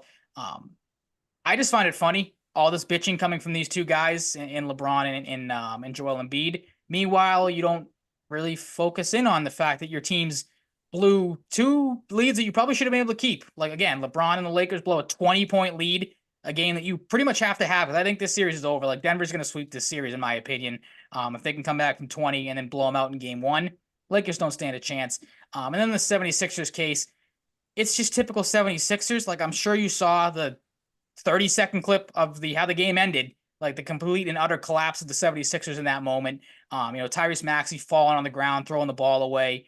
Embiid just hoisting up a prayer 3 at the end of that game, not being able to offensive rebound. So I just find it funny that, 2 of the biggest complainers and babies in the NBA decided to go after the officials instead of mainly focusing on the 2 problems of blowing leads late. Like, I find that hilarious that that's where you guys are at instead of, maybe focusing on the actual problem is that you're being outplayed in both of these games so far.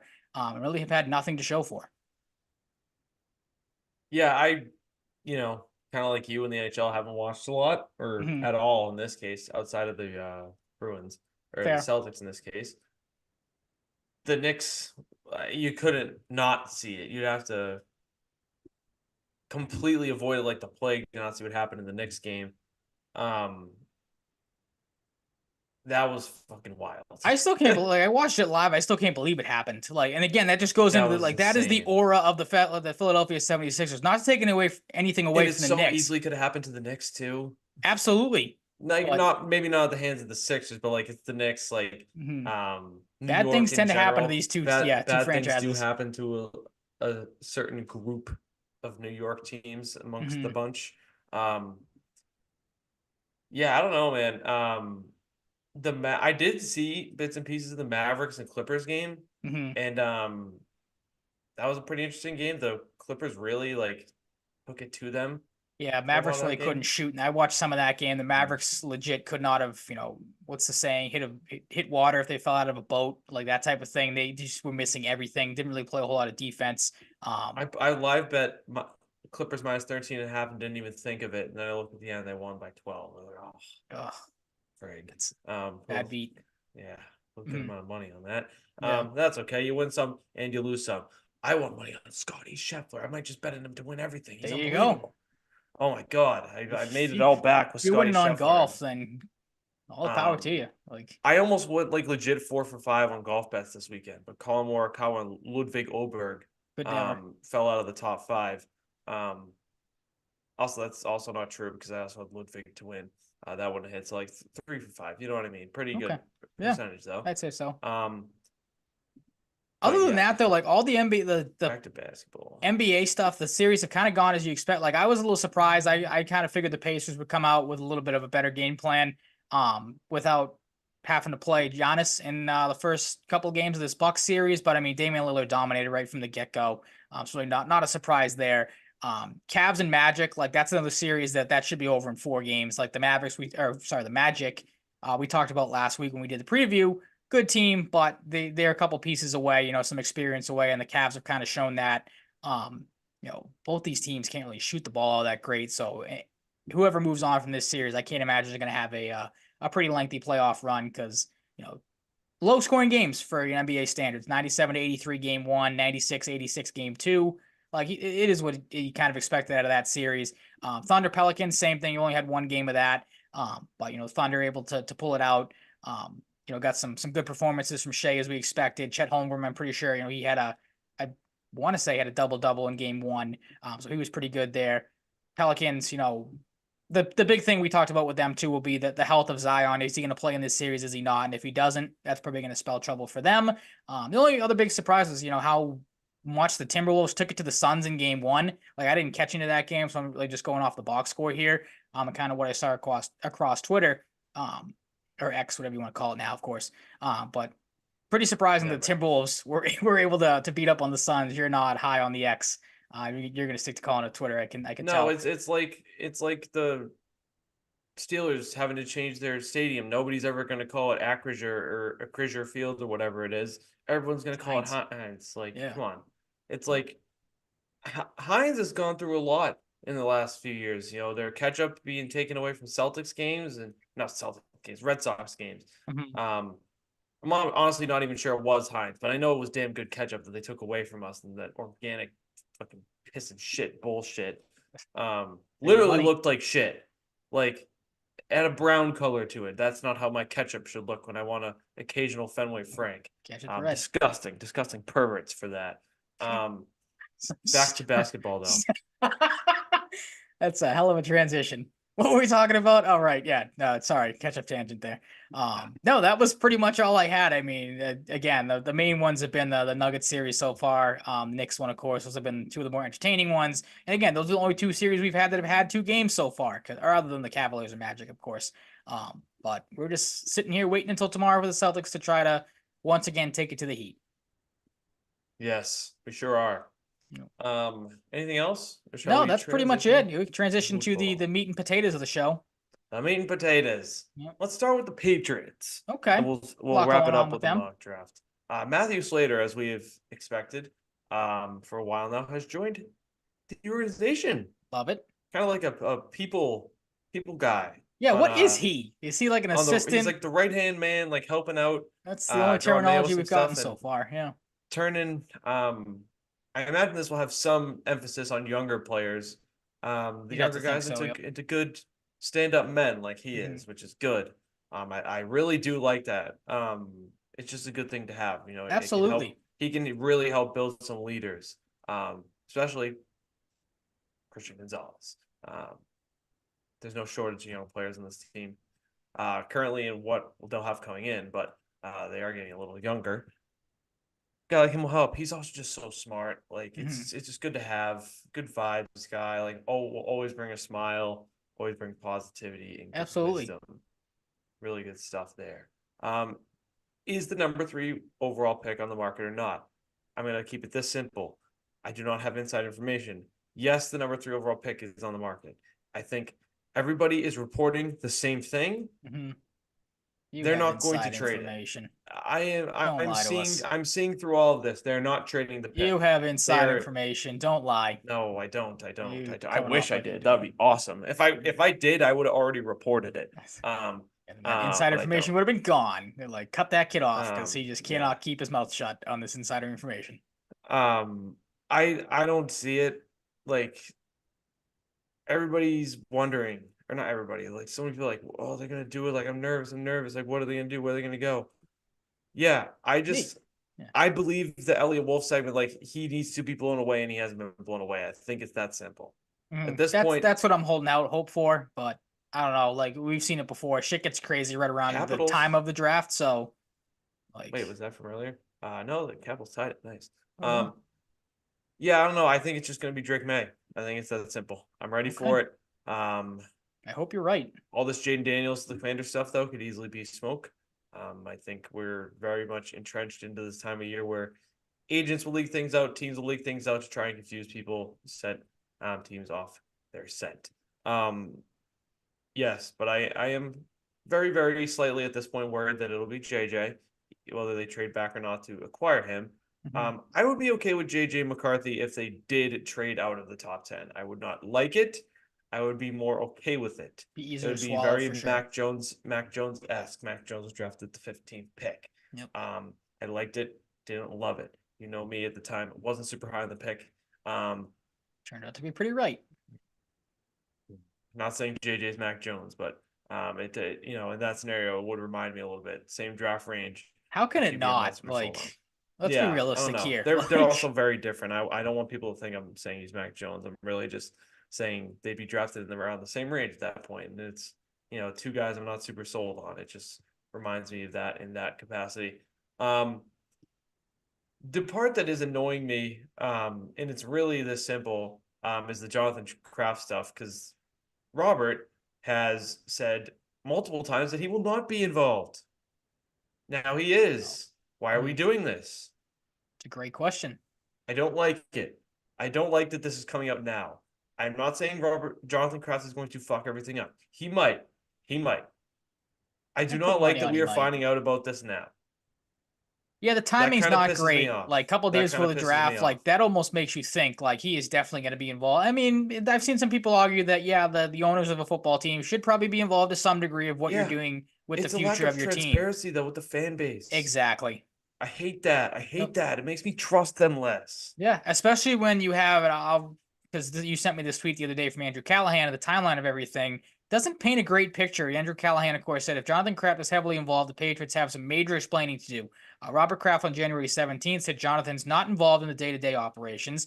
Then on the 18th, just a day later, Robert Kraft said ownership's input will be the same input that we've had over the last 3 decades. Elliot Wolf on February 27th said ultimately football decision making's down to Gerard and I. And then Gerard Mayo on March 25th said, quote, they, being ownership, don't want to be involved in football decisions. To that I say it pretty well seems like the ownership does want to be involved in football decisions. And I'm with you. I don't like that really one bit. Like, again, I get to some degree that you have to be involved, but please do not be meddling in what the new head coach should be doing. Like, I don't want him looking over his shoulder to make sure, making sure he's doing the right thing. And, oh, if I do this, is Jonathan, what's he going to think or what's he going to say? Like, I don't want that for Gerard Mayo's sake. I don't want to say this because I know it'll affect your peace of mind, but I will say it because I think it is relevant. Fair.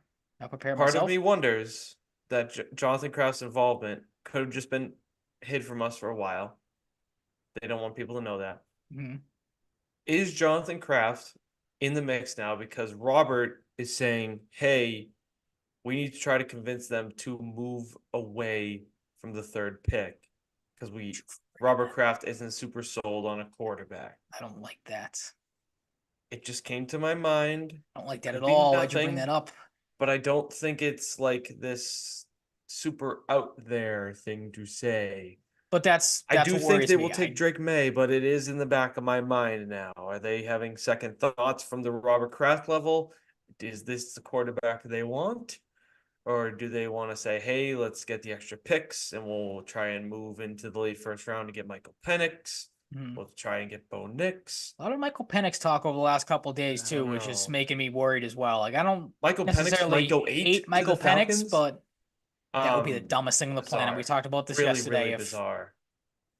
What was the other one I said about Amarius Mims having a quarter-inch shorter wingspan than Kevin Durant? What did I say about Amarius Mims 2 weeks ago? He's the ultimate psycho. like sicko offensive tackle prospect. If you can mold him, he's also got a lack of experience to tackle in comparison to some doesn't have a ton of experience in college. Um, my God, I just wanted to bring that up. I also did ESPN's mock draft simulator, and they somehow allowed Amarius Mims at 34 to the Patriots, which could happen. Don't think it will. I would cry tears of joy if they got Amarius Mims at 34. Mhm. That would be fucking awesome. And if they turn him into the prospect he can be with that size, that wingspan, and that power, there's your franchise left tackle, good buddy. Pretty good shape, yeah, for sure. Yeah, there's your franchise left tackle. But he will need some work. He will need some work, but he is an incredibly appealing prospect. If you can make it work. I do not like this, Ryan. I do not think it'll lead to a trade down. I don't think it could mean nothing. It could just, be peace of mind for Robert Kraft having his son in there now. Mhm. I don't know, but I don't like how it's been handled. And I hope I'm wrong about this. Maybe Kraft being like, hey, I don't know about these quarterbacks anymore. Mhm. Like, um, maybe we need to That's consider this. I don't know. that's all fine and good if you have this. Like the one thing I don't want going into draft night is you have 10 different people with 10 different names go like this side of the room likes Drake May, this side of the room likes Jaden Daniels, this side of the room wants you to trade down for JJ McCarthy or take JJ McCarthy at 3. The owner wants you to trade out of the picks and try to get as many picks as you want. Like that's all well and good if this is something that's this report's coming out like a month or two ago when it's like, okay, you have time to whittle that side of the room down to make a decision with have everyone come together. The fact that it's coming out 2 days before the draft, like I don't want them going into the war room Thursday night and being like, okay, how many people want Drake May? How many people want Jaden Yeah. Daniels? Mm-hmm. Like that's going to be a massive problem once you get on the clock. Because like the draft, we pretty much know how the drafts. Maybe not with 2 because we don't know what the Commanders are doing. I've seen a lot of people say, oh, the draft officially starts with the Patriots at 3. That the Patriots can kind of turn things on their head, the draft on its head at 3 with what they decide to do. Whether they keep the pick, trade down, whatever it is. Mm-hmm. Like all that outside noise, like I hope that's not affecting things too, but I feel like it might be. Mm-hmm. And the more uncertainty we have going into Thursday night, like I just don't know how you can feel comfortable. I want to think like you think because I want to, be with your mindset of I want them to take Drake May. Hopefully that's what they do. I don't know. Like with all this uncertainty going into it, like I don't know how this gets evened out in 48, 72 hours, whatever we're up to now, or down to now rather. Like it just does not Yeah. sit well with me. Yeah, we're just in like silly season. Nobody really knows. There's so Yeah, many and again, it different comes with reports. territory. Like that's the pros and cons of having the 3rd overall pick in the draft. But I also think if they were to make the highly speculated Vikings trade with 11-23 and like a 2025 first, maybe another piece, I don't think the Justin Jefferson one is realistic. I also think that is not necessarily a move where like we don't like Drake May, so we're doing this. It could be we're comfortable with not taking Drake May, and then Michael Penix is our guy with one of those picks. Whether you really like him enough to say we don't want anyone else to get him, we'll take him at 11. I would not be thrilled by that if they did that, or they just wait to 23, or they get both and then they move up using 23 to get 11 and a pick closer to that 11th pick and move up from 23. okay, That would be a very big shift from draft philosophy for the Patriots. But we're also due for a potential big shift if they feel true. inclined Yep. because Bill Belichick is not in the mix anymore. Mhm.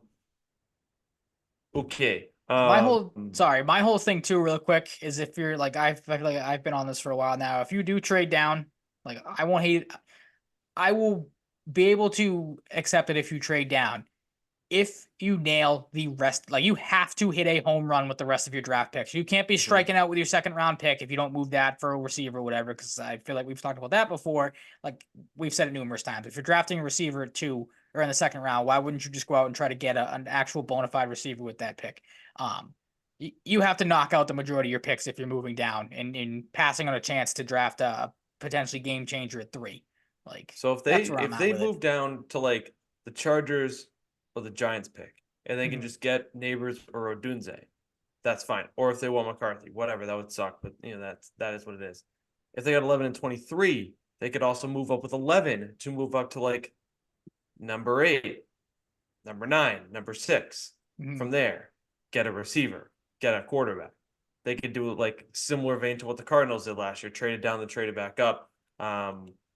Did all that. Monty Ossenford, I think, will be willing the phones a lot. Again, Monty Ossenford, former Patriot. There is. So Go ahead, finish that thought, and then I'll ask my question.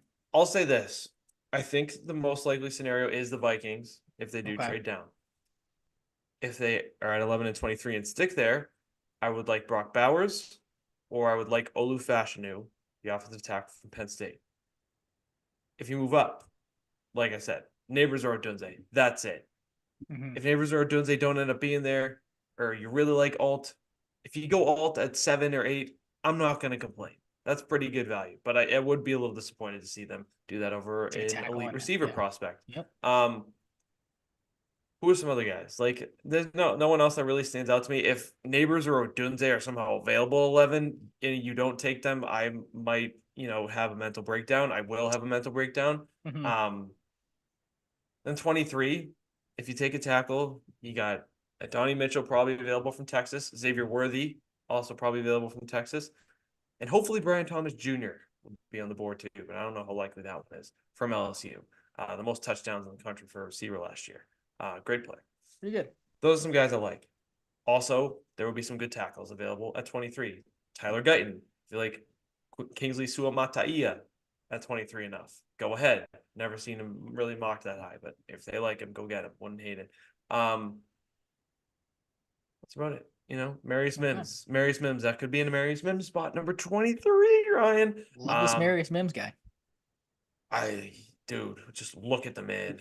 God, if they could turn him into a specimen at left tackle, he could be the foundation there. But that's where I'm at. A little speculation for fun. I gotta be honest, Brock Bowers at 11 would be really nice. I did see a mock. Who the hell had the mock trade that I saw or draft that I saw that had the Patriots taking him at 11, trading down, getting a cut with It's the not Vikings? super unrealistic. Yeah. Well, how about But this one? I saw this when we started, and I was able to find it again. This potential mock trade that WEEI's things that Mike Cadlick had.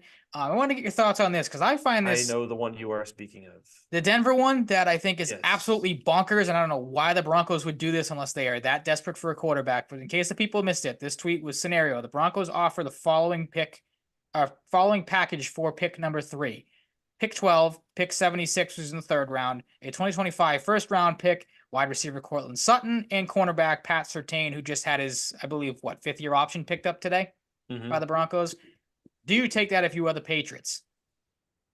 I think you would be dumb not to if you were the Patriots. I don't know why the Broncos would do that, though. The one thing that stinks that is made up for otherwise in the trade is not getting a second 2024 pick higher. Some other pick, yeah. I think you could pull that off too. I actually don't know what Denver's second round pick is. If they have a second round pick, I believe they do. Let's take a look here just because we're on the subject. Denver, second round. They do not. Close. They traded their second round pick to the Saints. So therein lies the rub. Maybe you can. Ooh, hold on. If you really want the draft pick, maybe, just maybe, the Broncos trade Pat Surtain for that pick, Pat Surtain, and that pick is using the deal. I don't know. Just add a little layer. But I would take Pat Surtain because that kind of makes up for the lost second round pick value. So does Cortland Sutton in a 2025 first for a potentially bad Broncos team with Zach Wilson. I was gonna say essentially starting Zach Wilson and Jarrett Stidham and Gucci Danucci. Whoever they take at 3 with that pick knows him. I would do that. I think there's a lot of upside to it. I also think there's risk. But we do know Sean Payton does want a quarterback. So maybe they they're a little more quiet than Minnesota. Maybe they're the team that does it. Maybe they just move up to like pick 8 or something and get someone That they would be want. Maybe they get JJ. that would be a fascinating quarterback room if you draft like God forbid they did draft to get the third overall pick from the Patriots, or whether they take a quarterback with their first round pick. Like usually you'd like the Patriots are doing. You'd like a veteran quarterback to kind of have your rookie sit behind or learn from. And if you're the rookie quarterback walking into the Broncos situation, you are learning from Jarrett Stidham and Zach Wilson. Not the best quarterback room on the planet. Like that would be you are learning from Sean Payton and nobody else. Like no. The Patriots signed a blocking tight end, Mitchell Wilcox, the guy who famously definitely took a can't ball to the catch. face Yeah. in the combine. That wasn't his fault. I know. I'm threw just it too saying. early. Like you look at that guy, you're like blocking tight end for sure. Yeah, grit. Yep. Took it like a man. Mm-hmm. Yeah, but that's the latest big signing by the Patriots. It is maybe notable. the next You're big right. addition. Yep. Is AJ Brown, T Higgins, or Brandon Ayuk? We'll see. Look like that. Yep. Seems like AJ Brown might be the most likely right now. Really? Even after Philly know, shot all those down, like that was, I feel like that was kind of killed pretty quickly. I don't know. Like, I would lean kind of more feel like towards they just Ayuk. don't. I'm kind of feel like they just don't want that out there. They're kind of like, oh yeah, some people will believe They wanted this. to put. Okay, yep. Ayuk is only going to happen if like something really blows up here long term, and he's like, I'm actually out. Like he had a trade request reported that his agent shot down. T Higgins, it's just been quiet around him. Maybe they're just working in the shadows. Not a lot around him. Yep. I don't know. I still think there's a good chance he's moved, but it doesn't seem as likely as it was probably like 3 weeks ago. But do we want to run through this like mock draft tracker just to put some names in people's mind that you got here? Yeah, I can. I can take it because I added it to the thing if you'd like. And we've had this the last couple of years. So every year, the Patriots, in case people missed it, they'll do a mock draft tracker on their website. They'll also throw in, who is it? I think it's Evan Lazar does the top 50 draft or top 50 fits. Not going to run through all 50 players because we'd be here all night. But I will do the names that were mentioned in the mock draft. I like to kind of walk through it and tally the names that have come up from the different writers and everything. So the names that have popped up are the most occurring. Drake May led the list with 7. Projected to the Patriots, however you want to look at it. Jaden Daniels was 2nd with 6. Adonai Mitchell was the 4th most mentioned. A lot of these, for him, dealt with trades. One of the notable ones was Alex Barth, has the Patriots acquiring another first-round pick in a trade with the Buccaneers, and then taking Mitchell at number 26. I didn't look into what they would be giving up for that. I like that spot. I do too. 26. Yeah, I wouldn't hate that. The Bucs are in the market for a corner, another edge rusher, maybe a guy like Jackson Powers Johnson, the rising center on draft boards from Oregon. But the Bucs could say, hey, let's get some more picks.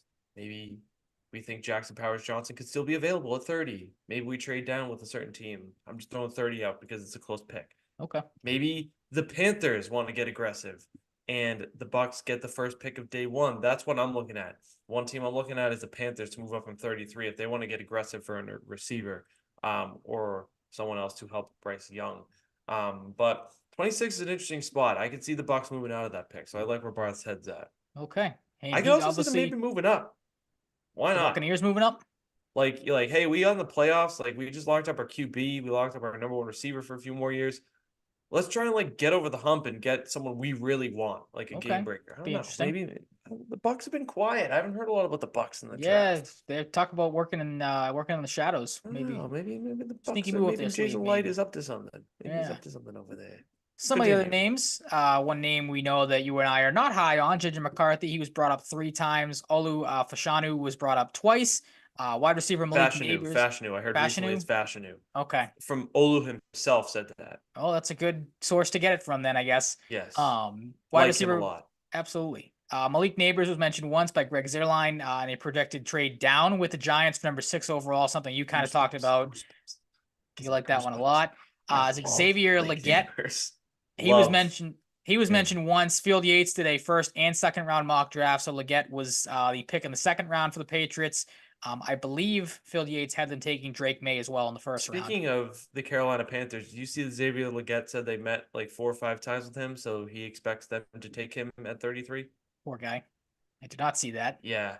Also, the Okay. guy with the weirdest accent of the draft. I don't know. Oh, You've really? probably seen that. Oh my God, you haven't seen how he No. talks? Nope. Wow, it's an interesting Southern I variant. was gonna ask, is it the Southern accent? Like, I'll have to look it up Yeah, on here and it's see. a weird one. And I Okay. don't mean that in a disrespectful way. It's Mhm. just it's unorthodox. I've never Weirder heard than how one like Patrick it. Mahomes, like that level weird, Oh, or in a I mean, way, not that he yeah, has an in a way. accent, but like we obviously know the jokes about Patrick Mahomes. Um, In a way. all right. I'll have to look that up then when we're done here. Tyler Guyton, another guy you mentioned, he was mentioned once by Mike DeSalt of Patriots.com, said that was in a projected trade down to 25 with the Packers. Cornerback Cooper DeJean, right? Yeah, there's nothing. DeGene, DeJean. doesn't matter. White Okay. corner. That's what I didn't know if it was DeJean or DeJean. He was mentioned once by Matt Miller of ESPN. That was in a projected trade down to number 11 and 23 with the Vikings, something we've talked about. Fashanu was the pick at 11. And then the other offensive tackle that was mentioned by Phil Perry was Troy. Is it Fatan? You said it. Tanu. Fatanu, thank you. That was in a protected trade down with the Vikings as well for 11 and 23. And Mitchell was the pick at 23, with the other pick obviously being at 11. So just some of the names that were mentioned. But like I said, the top three seem to be Drake May, Jaden Daniels, and Mitchell. If you want to stick with quarterbacks, it's the three usual guys we've talked about: May, Daniels, and McCarthy. Interesting, no Penix. No, Bo Nix is in the end that hasn't been thrown around a whole lot, but Bo Nix's name has not come up at all, which I'm fine with. Like I'm I don't not. even know if they visited with him. I don't I think don't they know what did. their presence was at his pro day even. Yeah, They did have a visit with his buddy Troy Franklin though, they who met we with talked Rattler about too, last didn't week. they? See, his name's come up I feel like a Yeah, couple of times, Rattler's but obviously like not more a like a high due pick. diligence guy Yeah. probably. I Okay. don't know if they've met with Michael Pratt, who's like a fourth rounder. I think people kind of sleep on Michael Pratt. I think, with the right system, he could actually be a decent, like probably middle of the road, like plug and play guy. But like Michael Pratt's a good player. I watched him a few times at Tulane. Okay. Um, I don't want him as an option for the Patriots ideally, but Mhm. nothing against him. It just is what it is. Um, so Leggett, I just don't know about Leggett. I kind of believe him on the Panthers thing. I Yeah, think they'd have to jump him. especially when you've I met five or don't six like times with the guy. Like, I don't like Leggett enough to take him at 34. I think I'd feel more comfortable if he was in the 40s. I like the player. I just wouldn't feel super comfortable with it. Wouldn't be upset if they took him at 34. But okay, um, Tyler Guyton's very good. I just hope they don't trade down to 25. That would upset me. that'd be such a downer. Cooper DeJean is a gamer. He would just like he's the best player available guy if you draft him. If you feel he's the best player on your board, wouldn't necessarily be opposed to it. Not screaming for it though. He's a gamer though. Hmm. Um, I wanted to read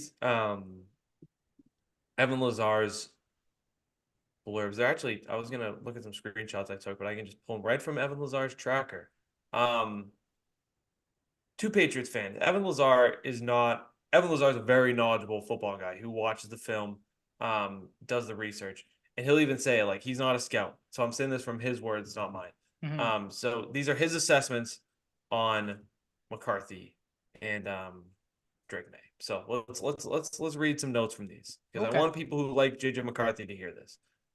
Drake May is number one on his board. The draft industrial complex is painting May as a mechanically broken prospect destined to be a bust. However, he's been QB2 in this class since the 22 season with correctable footwork issues. I agree. I'm not going to act like I know everything about this guy's footwork issues, but I think footwork with, a team that isn't brain dead can be fixed, and Hmm. it's on the player too. May needs to refine his footwork and timing and his drops to cut down on the spray on routine throws. But the 78 big time throws led college football over the last two seasons. That's a cross between Josh Allen and Justin Herbert as a prospect. I personally see more Justin Herbert. Hmm. But I get where people are coming from with the Josh Allen. I just see more Herbert. Every team is chasing the physical tool May possesses with the top five player at the position upside. Only 21 years old, he has elite arm talent, mobility, and a prototypical build. 6'4", 223. It's a great build to drive the ball through Foxborough winners for years to come. I love Drake May. I love his ability to make tight window throws. I like his arm strength. He's just a fun player to watch. He's the footwork can be fixed, but when he's in the open field, he can make plays with his feet. I think any issues that I know of, and I don't know as as much as Hmm. the Patriots will be able to Yep. identify them.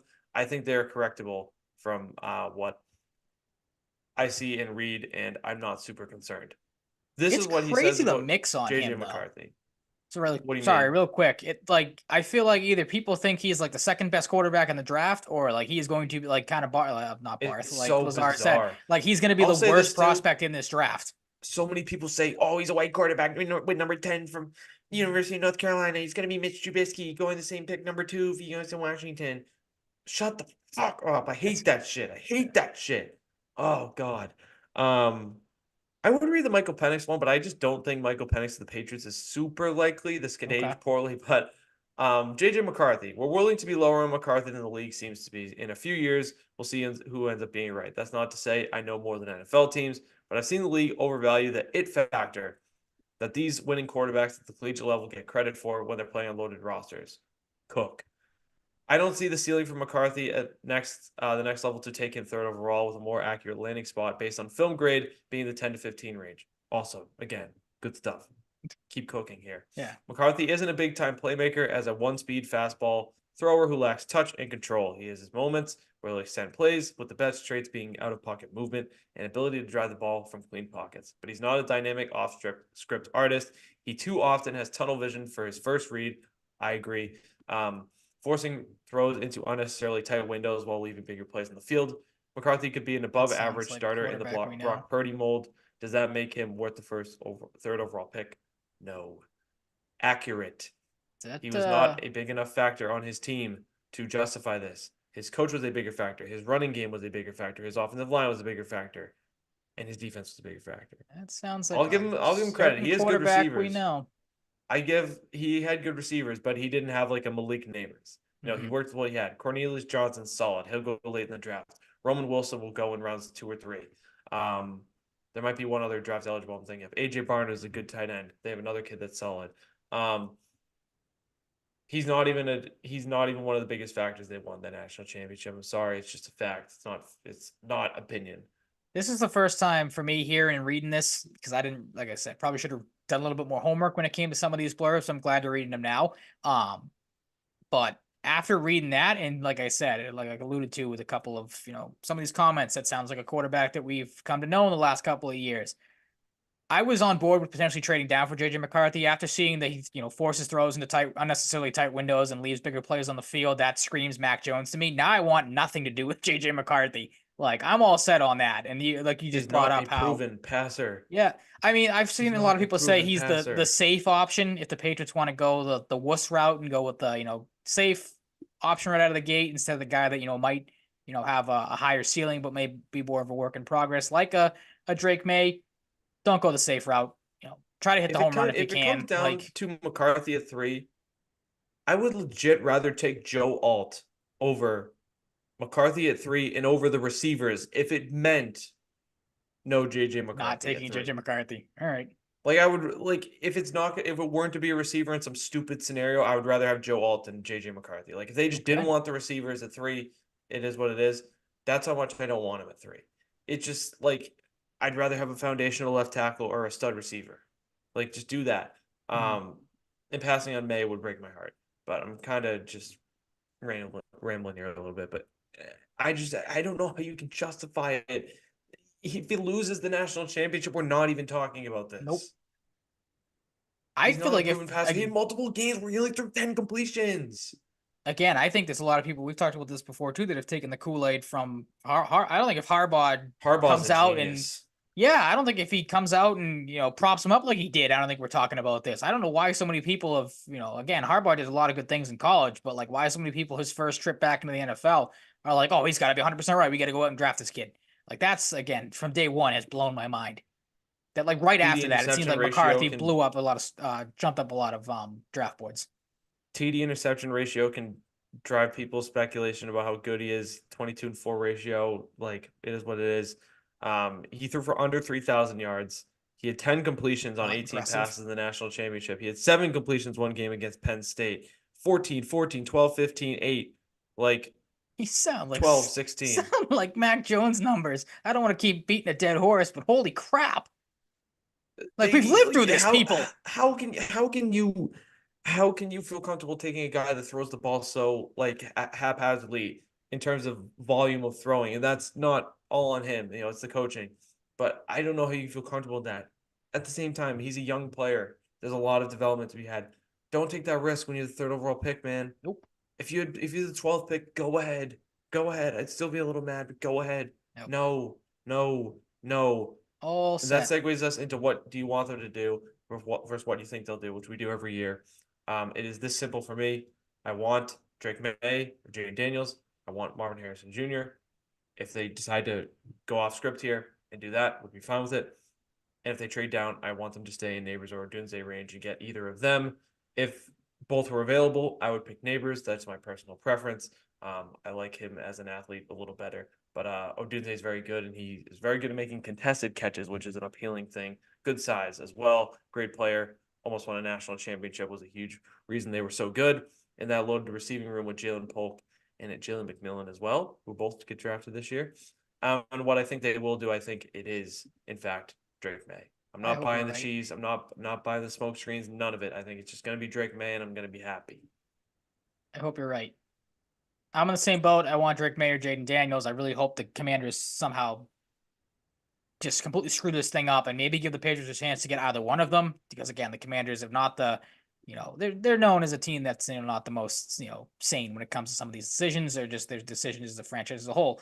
What I will think they do, I think they are fully in on biting the cheese, taking the cheese, drinking the Kool-Aid, all that stuff. I think we are looking at a broken heart here. I don't want him to. Can you hear me? What the heck did you just do? I don't know. Well, my whole Hold microphone. on. I just got like 4 notifications that my microphone changed over. Oh, you're good now. Okay, that was weird. Like legit 4 pop-ups came up of like your microphone has changed over to something else. So that's good. Maybe the system didn't like that. I think the Patriots are going to take JJ McCarthy. Maybe that's a Just sign. check your little cords here. Make sure they're fully plugged in. Maybe you knocked it out a little bit. Did I? Is that good?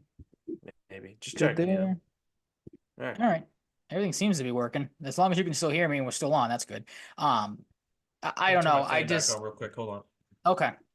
I'll do my spiel then. I don't know. I hope the Patriots don't like I said, set us up for a broken heart here. If they trade down, the other possibility I have is they trade down for a lesser quarterback and Michael Penix, which I would rather prefer them than to take JJ McCarthy after that spiel you just gave me on McCarthy. I know those stats you read off because again, I think he is Mac Jones 2.0. Maybe a little better than Mac Jones ended up being, of course, but I don't know. Like I don't want to say I'm going to be pessimistic until I'm proven otherwise, but like I said earlier, with just so much uncertainty around this, and it doesn't seem like anyone knows what direction they're going to go in. I can't feel good about it right now. Can't do it, Yeah, can't. and I I hate get that I it. can't do it. But I'm in a different boat, but biggest predictions for tomorrow night. I do think it won't reflect in my mock because I don't do mock trades in my mock drafts. I mhm, do think the Vikings will trade up to 4 with let the them make Arizona that mistake. Cardinals and get Perfect. JJ McCarthy. They will make that mistake. Um, the Bills will move up. You should. You lost They almost Stephon have to. Diggs. Like, You should. You need to be aggressive here because segues me into my next point. I am watching the Chiefs to move up, especially with this Rashee Rice stuff. If you are the Chiefs, you should be aggressive whenever you feel inclined to do so. We saw them do so with the Patriots, the Cole Strange Trent McDuffie trade. yep, I great think trade. they have no reason to not do it again. I also took Buffalo to take Xavier Worthy for my one player fit prop at plus 650. So we'll see if that happens. I could easily see it being his teammate, Adonai Mitchell, as well, who's around the same odds. And I'm watching the Bears at number 9 to move down, depending on who's available. If they see Neighbors and Odunze both go, I think the chances both go before 9, I should say. The chances go way up of them moving down. I think Ryan Poles will be willing to do it. If they don't, they have an interesting scenario on the O line. They could just easily take Fashanu because they have some good young pieces starting to materialize on the line. They could just take Fashanu because they feel like he's undeniable and he can help Caleb Williams. So let's look at what they have at tackle. They have Braxton Jones, 5th-round pick last year. Looked pretty good. Is he your long-term starter? Maybe not. Maybe you just go with Fashanu because you feel a little safer. Jones can find a way on the line otherwise. You also have Darnell Wright on the right. Do you want Fashanu on the left and just never have to think about it, hopefully, for 10 years on your offensive line? Maybe you do. But I think Jared Verse could be an awesome complement on the opposite side of the defensive line at 9 to complement Montez Sweat. And there seems to be a lot of buzz around Byron Murphy II from Texas. A nice interior piece. I think they could use an interior defensive line piece. A lot of people are seeming to think more and more that he is going to go top 10. I love the Bears there. I also love the Falcons. If the Falcons go defense, which I think they should, Dallas Turner, Jared Verse, or Byron Murphy. I am watching for the Bears to take one of Verse as a little bit of a surprise. I have him in there for spoiler alert for a little surprise pick, a little fun pick. Don't know if it'll happen, but it could. And I'd look like a little bit of a genius, just kidding, Only slightly. tongue in cheek. But yeah, I don't know. I like that defense, and I think there's a really good chance that if the Bears see Neighbors and Odunze off the board at 9, if they don't trade up, maybe they could really get aggressive the other way and trade up and say, we want one, like, hey, Giants, give us 6 or something. I don't know. I think we can see them move down if they don't get Neighbors or Odunze. I think they're in a good position to either way because Verse, you can get a little later if you want him.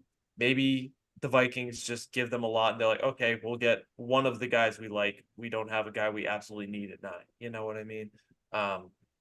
Those are some of my predictions. Okay. I'm just realizing now, and I don't know why this didn't dawn on me when I did what I think the Patriots will end up doing, and then what my prediction for them to do is. I just contradicted the living hell out of myself, but I'm going to roll with it. Because again, in the perfect scenario, I think the Patriots end up with either Drake May or Jaden Daniels, like you said. And this prediction, they end up with Jaden Daniels. Now, there's been a lot of talk and, maybe some speculation online of if, a certain team gets Jaden Daniels, a certain wide receiver might follow. And again, we've talked about this for a while. I said it on this show. If the Patriots are going to take a wide receiver at 34, why not just trade that pick for a potentially available wide receiver that is going to be good and has been good in this league? That being one, Brandon Ayuk. So I think part one of this prediction is the Patriots take Jaden Daniels, that he ends up falling to them at 3, because the Commanders end up taking Drake May, which I'm fine with if that happens. I would be and a then the little Patriots, sad. I would be a little sad because I prefer May a little bit to Daniels. Do you to I Daniels? like Daniels Okay. a lot. I Well, prefer May. But if Daniels helps you get Brandon Ayuk now, if Daniels helps you secure a bona fide number 1 wide receiver, something you have not had in a very long time, then I'm 100% fine with that being the case. And Brandon Ayuk did say there was going to be fireworks, so I don't know what he meant by that. So that could also mean Vegas. I'm putting Vegas out hate there. that. Stop bringing up bad things. I'm putting twice now. You've made me sad about things when it comes to draft. The Raiders could trade up for Jaden Daniels, get him with Antonio Pierce, who knows Jaden Daniels, and then go out and get Brandon Ayuk too. Brandon Ayuk, Devontae Adams, Michael Mayer. Strike that from the record. Just I saying. hate Just that. a Super Bowl one. Super Bowl one. We started off so good with that was a really bold prediction. We're talking about the Vikings and Broncos. I think the Raiders are heavily in that mix too. Well, they already did try. I don't know if you saw the report today that I can't remember who had it. That apparently they tried to get, was it 2 from Washington, or they were taking calls, or the Raiders were trying to move up. I thought I saw. So that's already kind of in the woodworks there. That they might have not a deal, but I've been looking to move up, of course. My other bold prediction, and I'm glad you added, I think, woe to this, because you obviously know way more draft stuff than I do. And a lot of the mock drafts I looked at did not have a running back going in the first round. We talked about the Dallas Cowboys kind of questioning on a couple of shows, more so towards the start of free agency. What are the Cowboys doing? Their starting running back is Rico Dowdle, I believe, if the season were to start today, because obviously they let Tony Pollard walk. Have not done anything to address that position in the offseason that I'm aware of. I think they just signed Royce Freeman a couple days ago. Ooh, exciting. So that'll help them. They also have the tiny man known as Deuce Vaughn, whose dad works. That's right. I forgot they had Deuce Vaughn. 5'6" fellow. Right. So they have some options there. Not the best of options. So I think and again, correct me if I'm wrong here, that maybe this is a reach when it comes to taking this player. But I think they take the first running back off the board and Blake Corum with their first round pick. And again, you added woe to this comment, so I will defer to you on your thoughts on this, because this is something that I feel like surprises you. Ryan, I don't think it'll happen. I think the odds are very small. Okay. I think Blake Corum is a late second. Okay, because I saw him on the mocks was an early second, so that might have been a way off pick as well. So he could go as high as like 45 range, maybe, based off what I've seen. I will say this though: if there is a team to take a running back in the first round and reach, it is the Cowboys. Cowboys. Yep. Rookie money, maybe get a stud. Jonathan Brooks is the name. It could be a second round, could be in the first round. He's at Texas. They got some familiarity in the state there. True. Jonathan Brooks, early in the draft cycle, was seen as a first round pick, Ryan. Interesting. Even with the ACL tear that ruined his season, maybe the Cowboys still feel that way. Okay. Maybe the Cowboys trade a little later into the first round and stockpile and take him at like 29 or something. I don't think you're on the worst track here. I think if there's a team to shock the world and take a running back, I think it should be the Dallas Cowboys, Ryan. So I like Okay. where your head's at. Thank you. I just do not think it'll be one Blake Corum. That'd be very surprising. All right. But I like where your head's at. Shall we get into my mock drafts? Yes, we shall. Spoiler alert, you do not have them following my footsteps and taking a running back with their 24th overall pick. I do not. I do have the obvious to start, Caleb Williams. Be weird if you didn't. Very good. Very, very, very good quarterback prospect to the Chicago Bears. Will they ruin him and keep the lineage of effing up quarterbacks? Yeah. I don't know if it's possible with Caleb Williams. Maybe the off-field stuff that people speculate will contribute to this. I don't see it. I think Caleb Williams is a no-doubter for me. I don't care if he's in Chicago. Especially, they're throwing out this Williams and Odunze stuff. They're on the same flight today, throwing to each other, or Williams is throwing to him. Maybe that's the plan. Maybe that could lend credence to the Bears trading up to get Odunze from 9, Ryan. Maybe they just get him at 9. Spoiler alert, I don't think he's gonna be available at 9. And my Giants fan friend Mike Romano thinks they're not gonna take Rome Odunze at 6. But spoiler alert, I have them taking Rome Odunze at 6, the New York Giants. It's Caleb Williams. He's phenomenal. I'm excited to watch him play in the NFL. Jaden Daniels, I am sticking with it here. I don't buy the smoke screens. I think it's going to be Jaden Daniels. We'll see the fascinating debates that'll come out, whether they should have taken Daniels or May. Maybe they should have taken JJ. I doubt. I doubt that. It would be so funny if they took JJ McCarthy. Oh, we just have the pick of the litter. On brand.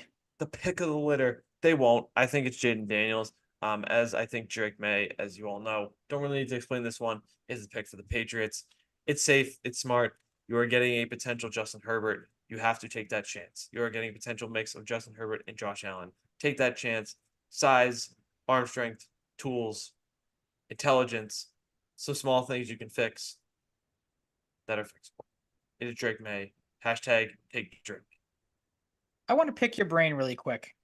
Sure. You brought up an interesting point, and I might butcher my thought on this.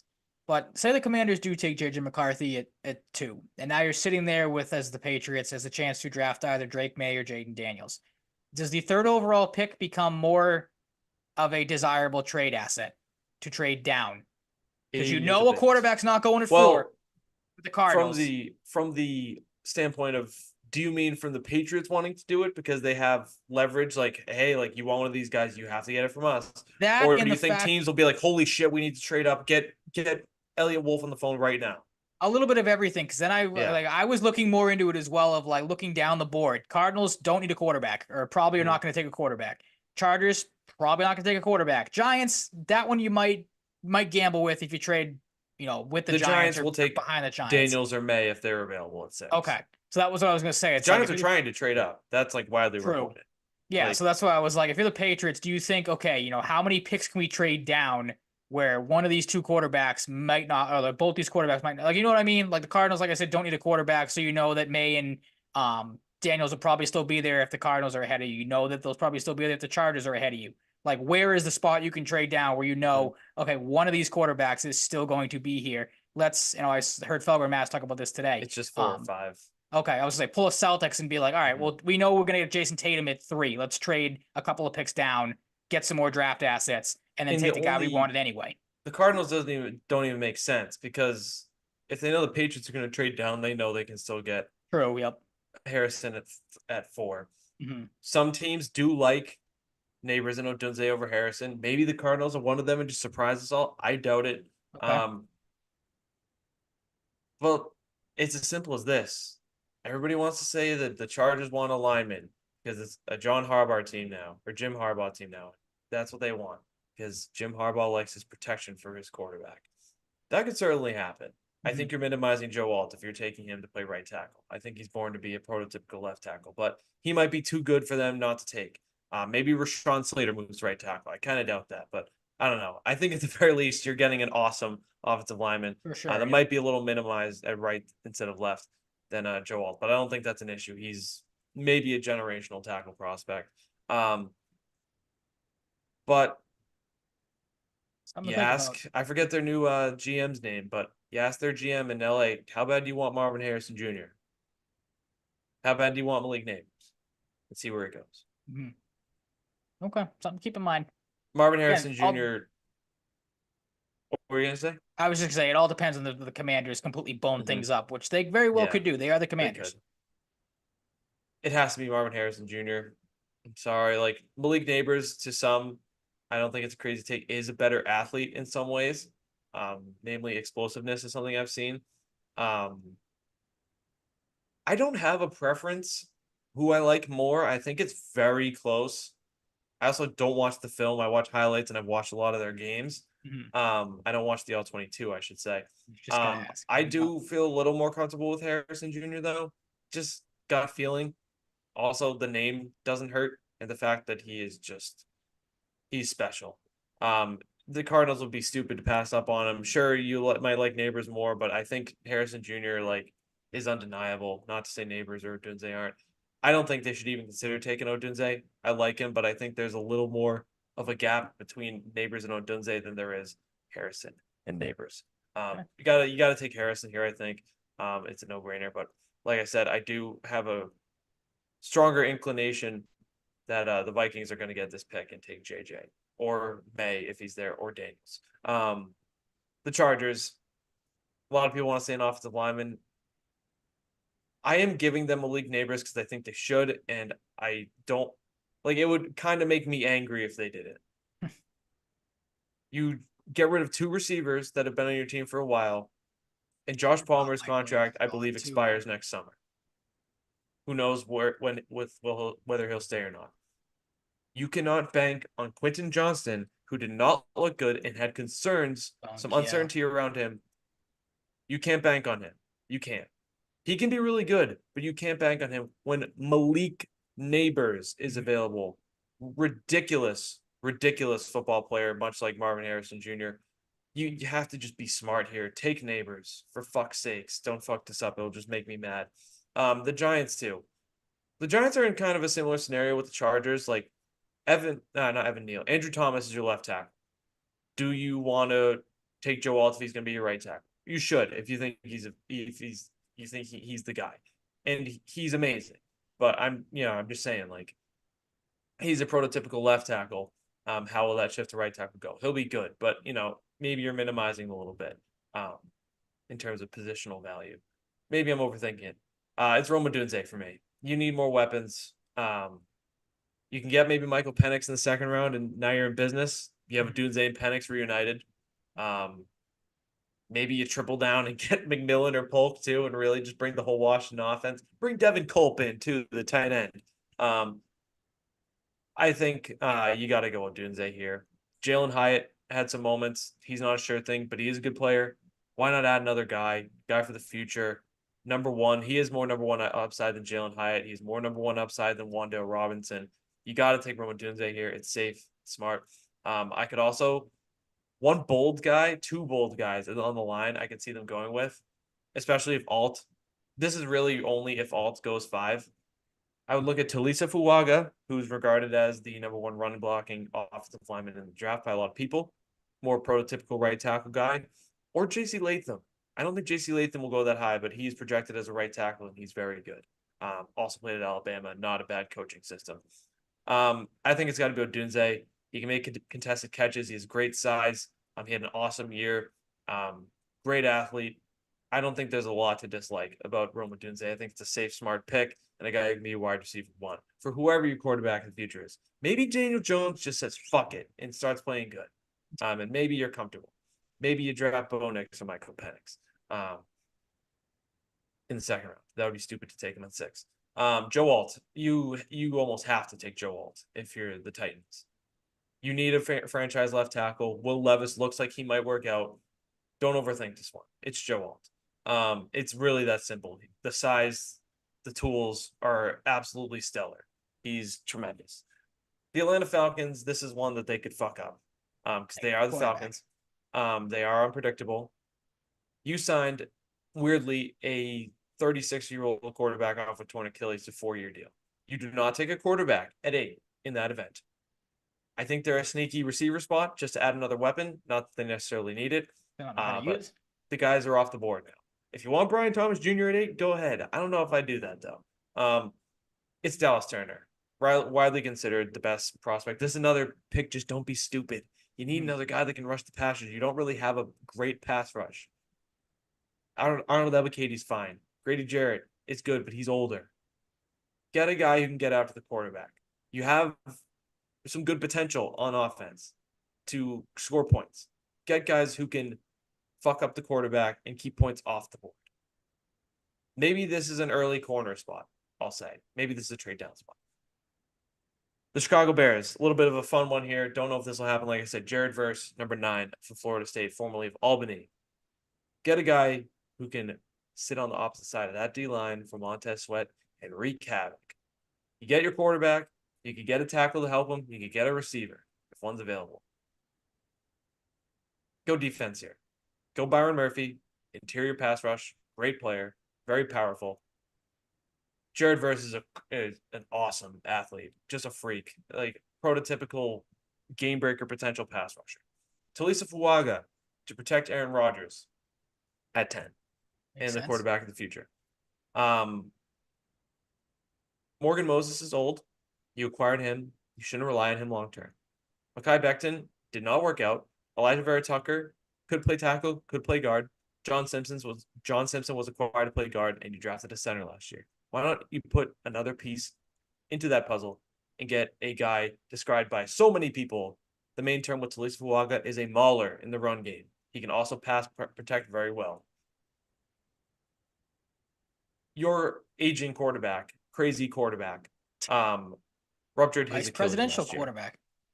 Potentially. Thinks I'm not even going to say it, but the conspiracy theory that came out of his this past week about a certain disease. Insane person.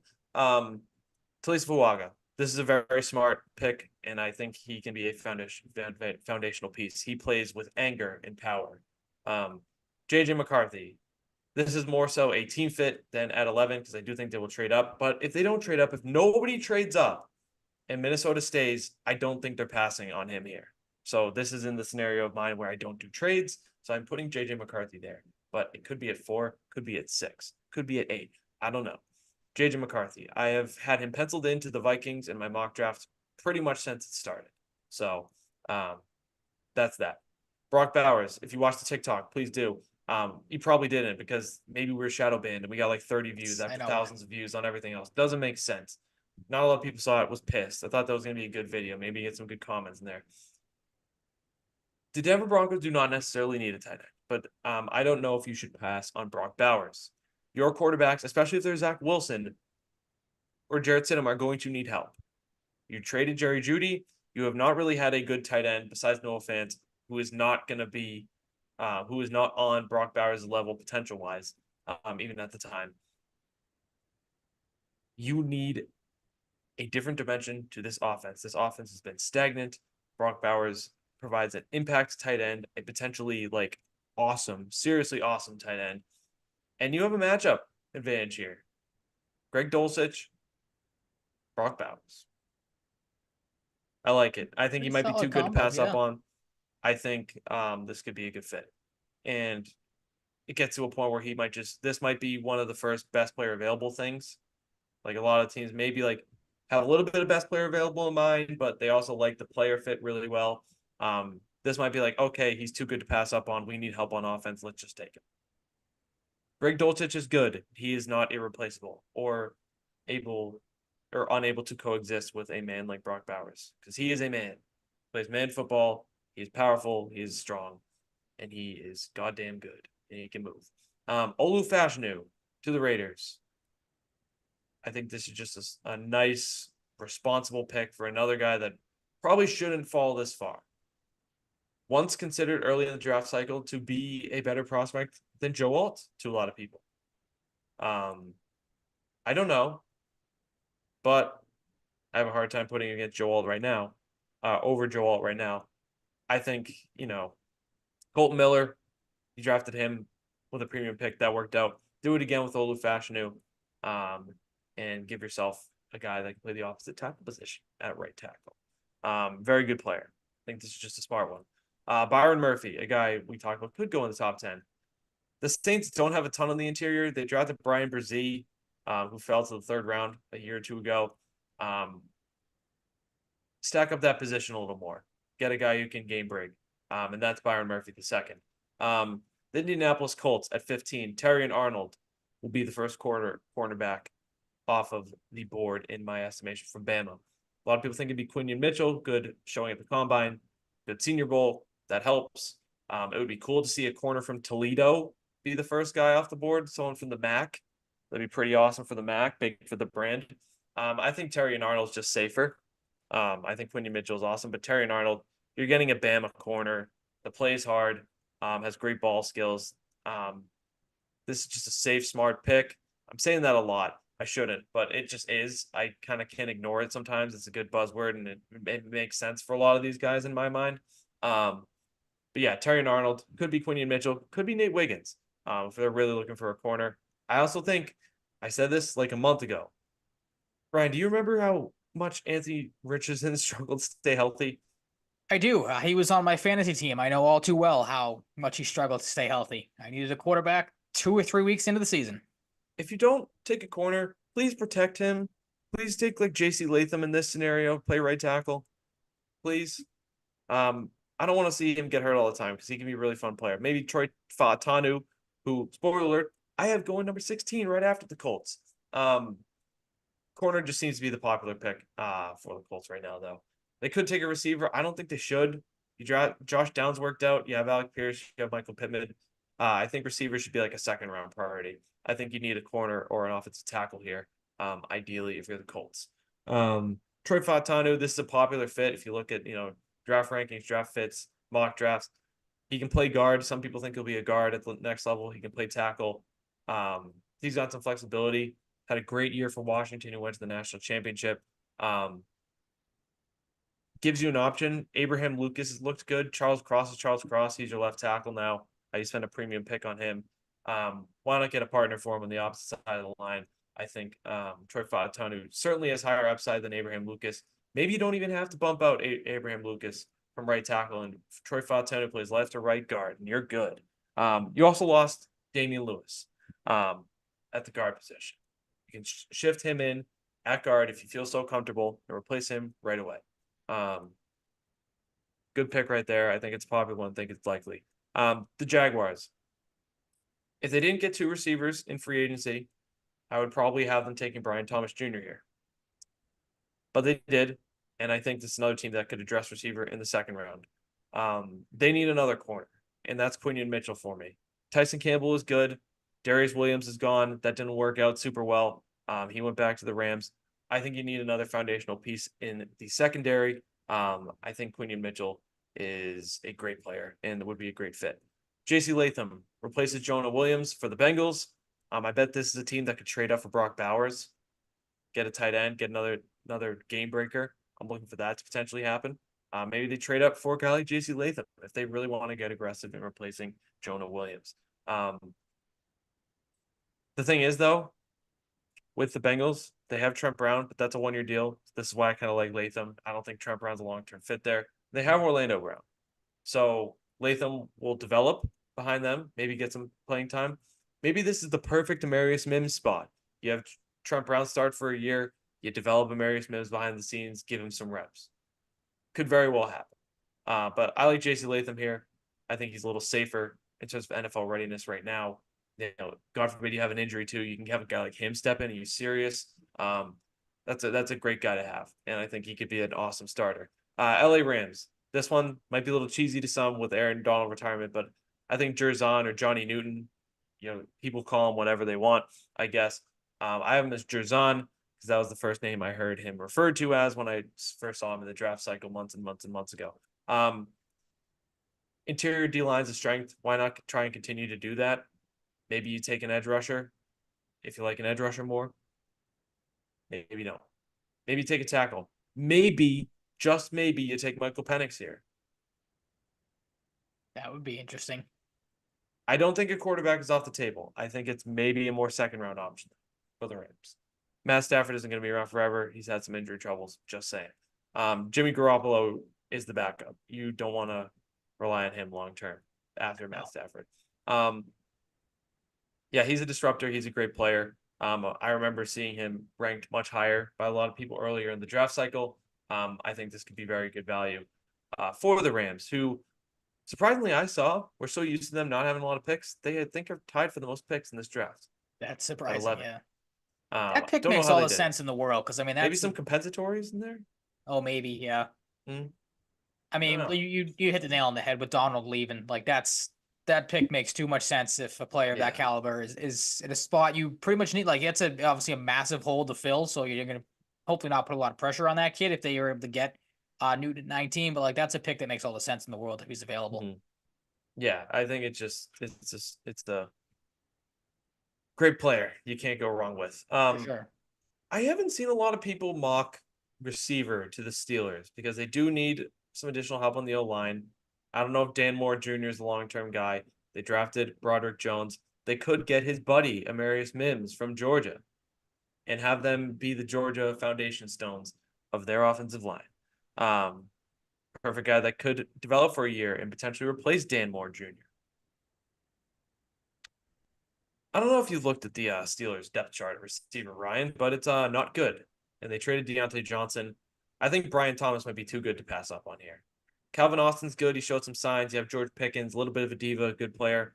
Add another guy. Allen Robinson didn't work out. Add another guy. Add Brian Thomas. Don't overthink it. He's a great player. So the most touchdowns of any receiver in college. He is awesome. This is smart. This makes your offense more fun. It makes Justin Fields / Russell Wilson's jobs easier. Just given their track record too. I mean, nobody nails wide receivers in the draft like the Steelers do. I feel like they got a pretty good track record of hitting home runs with them. They can find a good tackle on the board here still. I still think a corner is potential for them. Okay. Again, further address that. Maybe Cooper DeJean. I think Steelers fans would love Cooper DeJean, or even Nate Wiggins. Graham Barton at 21 to the Dolphins. They add Aaron Brewer at center. They lose Robert Hunt. Teron Armstead's dealt with some injuries. Isaiah Wynn is bad at football.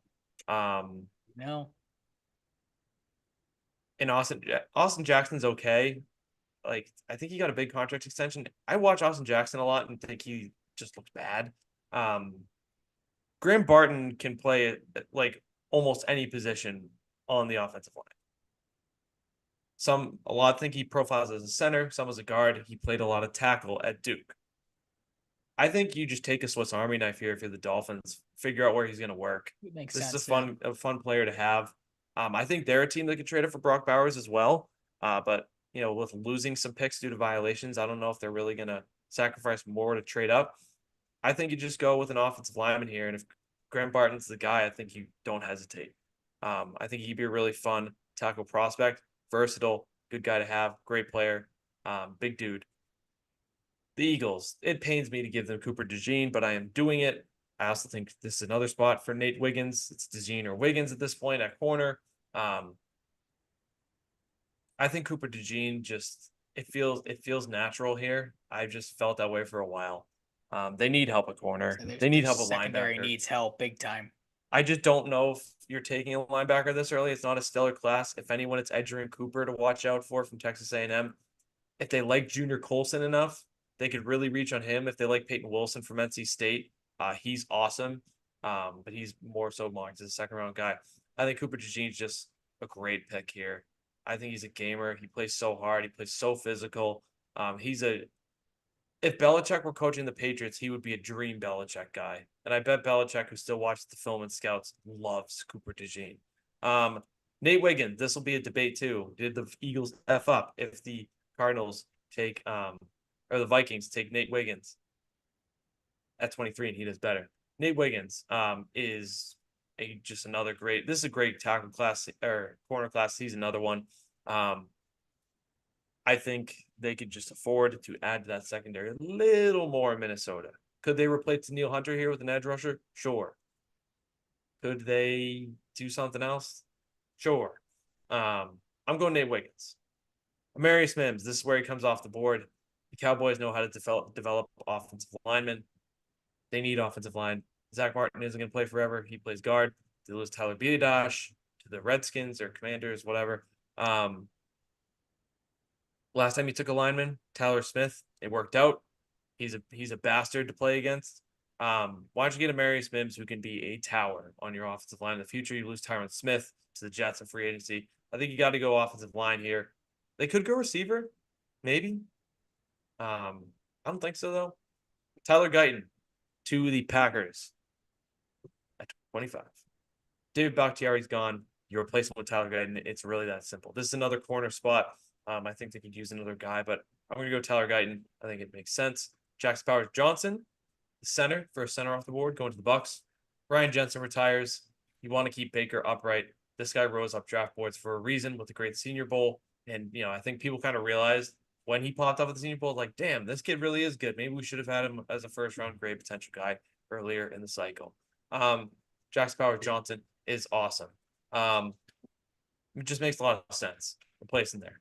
Leatu Latu, a guy, a lot of parallels to Jalen Phillips, another former UCLA guy who had to transfer and medically retired at one point. Phillips might have transferred from Miami to UCLA or vice versa. Like they might have not had they both left somewhere to go to UCLA. I think it was like vice versa. Like one of them was at UCLA first, went to another school, and then vice versa, if that makes sense. They both medically retired. They're both great edge rushers who could go higher. A lot of people think Leatu Latu is the best edge prospect in the class, best defensive player in the class. Maybe not as much best defensive player, but definitely some people out there think he's best edge rusher. I think I'm going to be wrong on this one. I think he's going to go higher. I'll be honest with you. But I think it's just really smart. Zaven Collins is a foundational piece on the way there. I think on defense, they added a couple defensive tackles. Why not add to that group? You let Isaiah Simmons go. You maybe need another guy that gets after the passer here on the other side of the ball. So Leatu Latu, cool name, cool guy. I like how you gave yourself an out on that prediction. Well, I just don't think it's going to happen. I don't think he's going to get either there. He's going to get drafted to the Cardinals, or you think he's going to get drafted higher. So you have two potential spots for him. I just think I'm going to be wrong, but I didn't it's fair. Yeah. I looked at it a lot. I was like, where does he go higher here? I'm just going to stick with it. I think it could be the Rams. That's like I was saying, if the Rams go edge rusher instead, I think it could be the Rams. Gotcha. It could be as high as the Falcons, Ryan. I'm putting that out there. Wow, that'd be a pretty big jump. He's got quite the range on him, much like Jalen Phillips did. Okay. When the Dolphins took him, Keep I believe 18th that year. So this goes against my bet. I took Xavier Worthy, but I know I'm going to be wrong on some picks. That's part of the reason I took Xavier Worthy, but I have Donnie Mitchell to the Bills in my mock draft. They need a receiver. It's that simple. Bills need a receiver. Donnie Mitchell has size. He can make contested catches, make tough plays. Great athlete. Lots of like. Kool-Aid McKinstry to the Lions. Coolest name of the draft, no pun intended. He was given the nickname because his aunts thought he smiled like the Kool-Aid Man. I forget what his actual name is. Another team that just needs a little more help at corner, I think. Had some injury trouble, but last year, but still tested very well when he, got back out there. I don't remember if it was at a pro day or if he made it in time for the combine. Kool-Aid McKinstry just makes sense here. I think Ennis Rakestraw is another corner out of Missouri that makes sense. A guy that describes like a mean, tough corner. Just sounds like a Dan Campbell guy, so I'd watch out for Ennis Rakestraw Jr. here as well. I believe he's a junior. Maybe I'm wrong. Baltimore Ravens. Another team that doesn't have a very good receiver depth chart. Rashad Bateman is solid, has not lived up to expectations completely. Zay Flowers. Add a guy that can take some burden off of him. And you have Nelson Aguilar, who is Nelson Aguilar, not a long-term guy. Yep. Devin Duvernay left. I forget. Did he go? OBJ's gone too, right? OBJ's gone. Yep. This is a conundrum, though, because we know the Ravens like their defense. They could just take the best defensive player left on the board. They need offensive tackle. Ronnie Stanley is old and gets hurt a lot. They traded Morgan Moses. They traded John Simpson. Tyler Lindenbaum's awesome. That's a good foundational piece you have. You took a couple years ago. So maybe you go offensive tackle. I just wonder if there's anyone that it's going to be. It's the guy I have going 31 to the 49ers, Kingsley Suamataia. Do they think he's good enough, or do they go with the guy who's probably going to be an awesome receiver, pretty good chance of it, and Xavier Worthy? You give Lamar someone to throw to. I think it's a little smarter. It's a little safer, a little more upside to the pick. Yeah, I was gonna say, I wonder. Obviously, it happened a while ago, but I wonder if that Chiefs game has anything to. Because obviously, we talked about it, and a lot of people talked about it when it happened. Like they could not move the ball at all in that game. They obviously got away from what worked, and the run first offense. I wonder if maybe that was like a shining light to the Ravens of like, hey, we need to maybe make our offense a little bit more dynamic with some more weapons, like you said, around Lamar. So that wouldn't be the craziest pick if it happens. Get him another weapon to throw to for sure. You also have the aspect of, do you take a tackle to protect for Derrick Henry? Yeah, true. So it's a conundrum, but it's a good problem to have. Like I think they'll get a good player either way. I like Suamataia, who I hope gets the 34 for the Patriots. He's my number one tackle prospect, maybe player in general at 34 I want. Yeah, Xavier Worthy might be too good talent-wise to pass up on as another exciting weapon for Lamar to throw to. Kingsley Suamataia goes to the 49ers at 31. This would make me sad. So close to the Patriots. I like him a lot. He is a cousin of Penei Sewell. I'm not going to lie. That is a big part of the reason why I like him. But he is a large individual who is very good at football. I haven't seen a lot that I've read about that really concerns me about him as a prospect. So I like that. Kingsley Suamataia to the 49ers. And one of the funnier names in the draft, Ladd McConkey, going to the Kansas City Chiefs at 32. He is extremely technically sound, one of the better route runners in the draft, hard-nosed receiver, can make tough catches, can take hits to make plays. He is a two-time national champion. It just feels like if they see him, they're going to take him. They're a winning team that takes the winner. The Patriots in the second round. Yeah, I'm hoping so too. They're a winning team. They take a winner. They need a receiver. Whether Rashee Rice is going to miss time or not, he's got like 8 felony charges. Though I don't know how good things are looking for him. Yep. I'm not a lawyer here. Not going to act like one. This one, you just can't go wrong taking a receiver. I think he's safer than a guy like Keon Coleman. I think he's safer than a guy like Xavier Legette.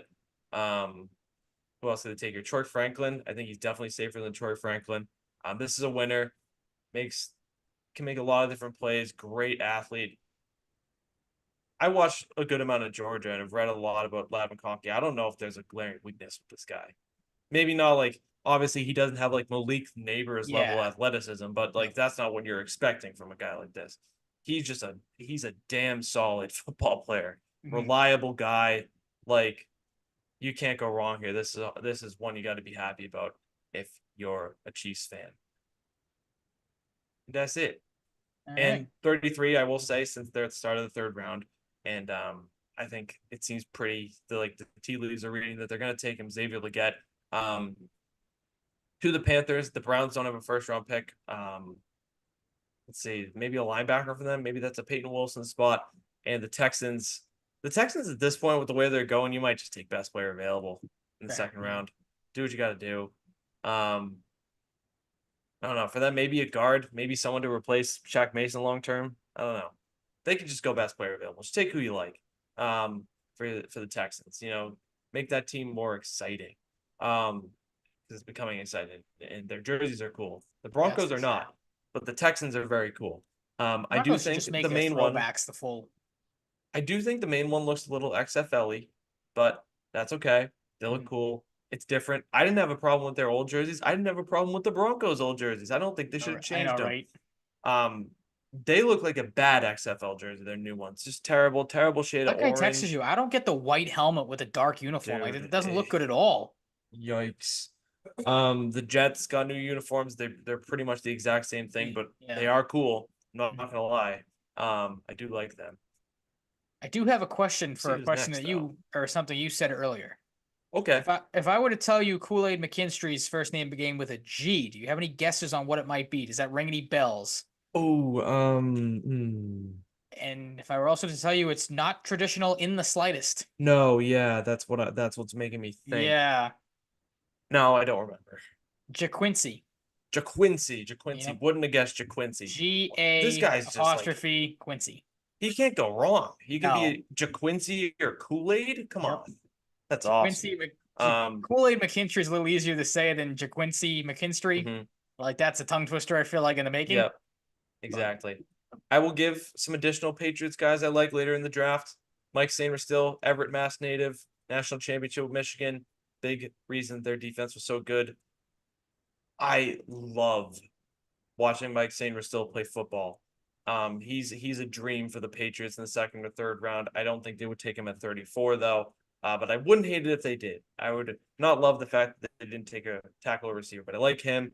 I like Kyrie Jackson from Oregon. Not sure how close he is with Christian Gonzalez, but that could be a good little Nice. connection there. Yep. I tried to find a picture of them together, but I couldn't find one. Also, Kyrie Jackson transferred from Alabama. I was too lazy to look if they even played together. But they probably know each other a little bit. A couple Oregon guys, get some camaraderie, some ducks in there. Yeah, I for sure. love Kyrie Jackson. I watched a few Oregon games this year, and he really stood out to me as a corner prospect.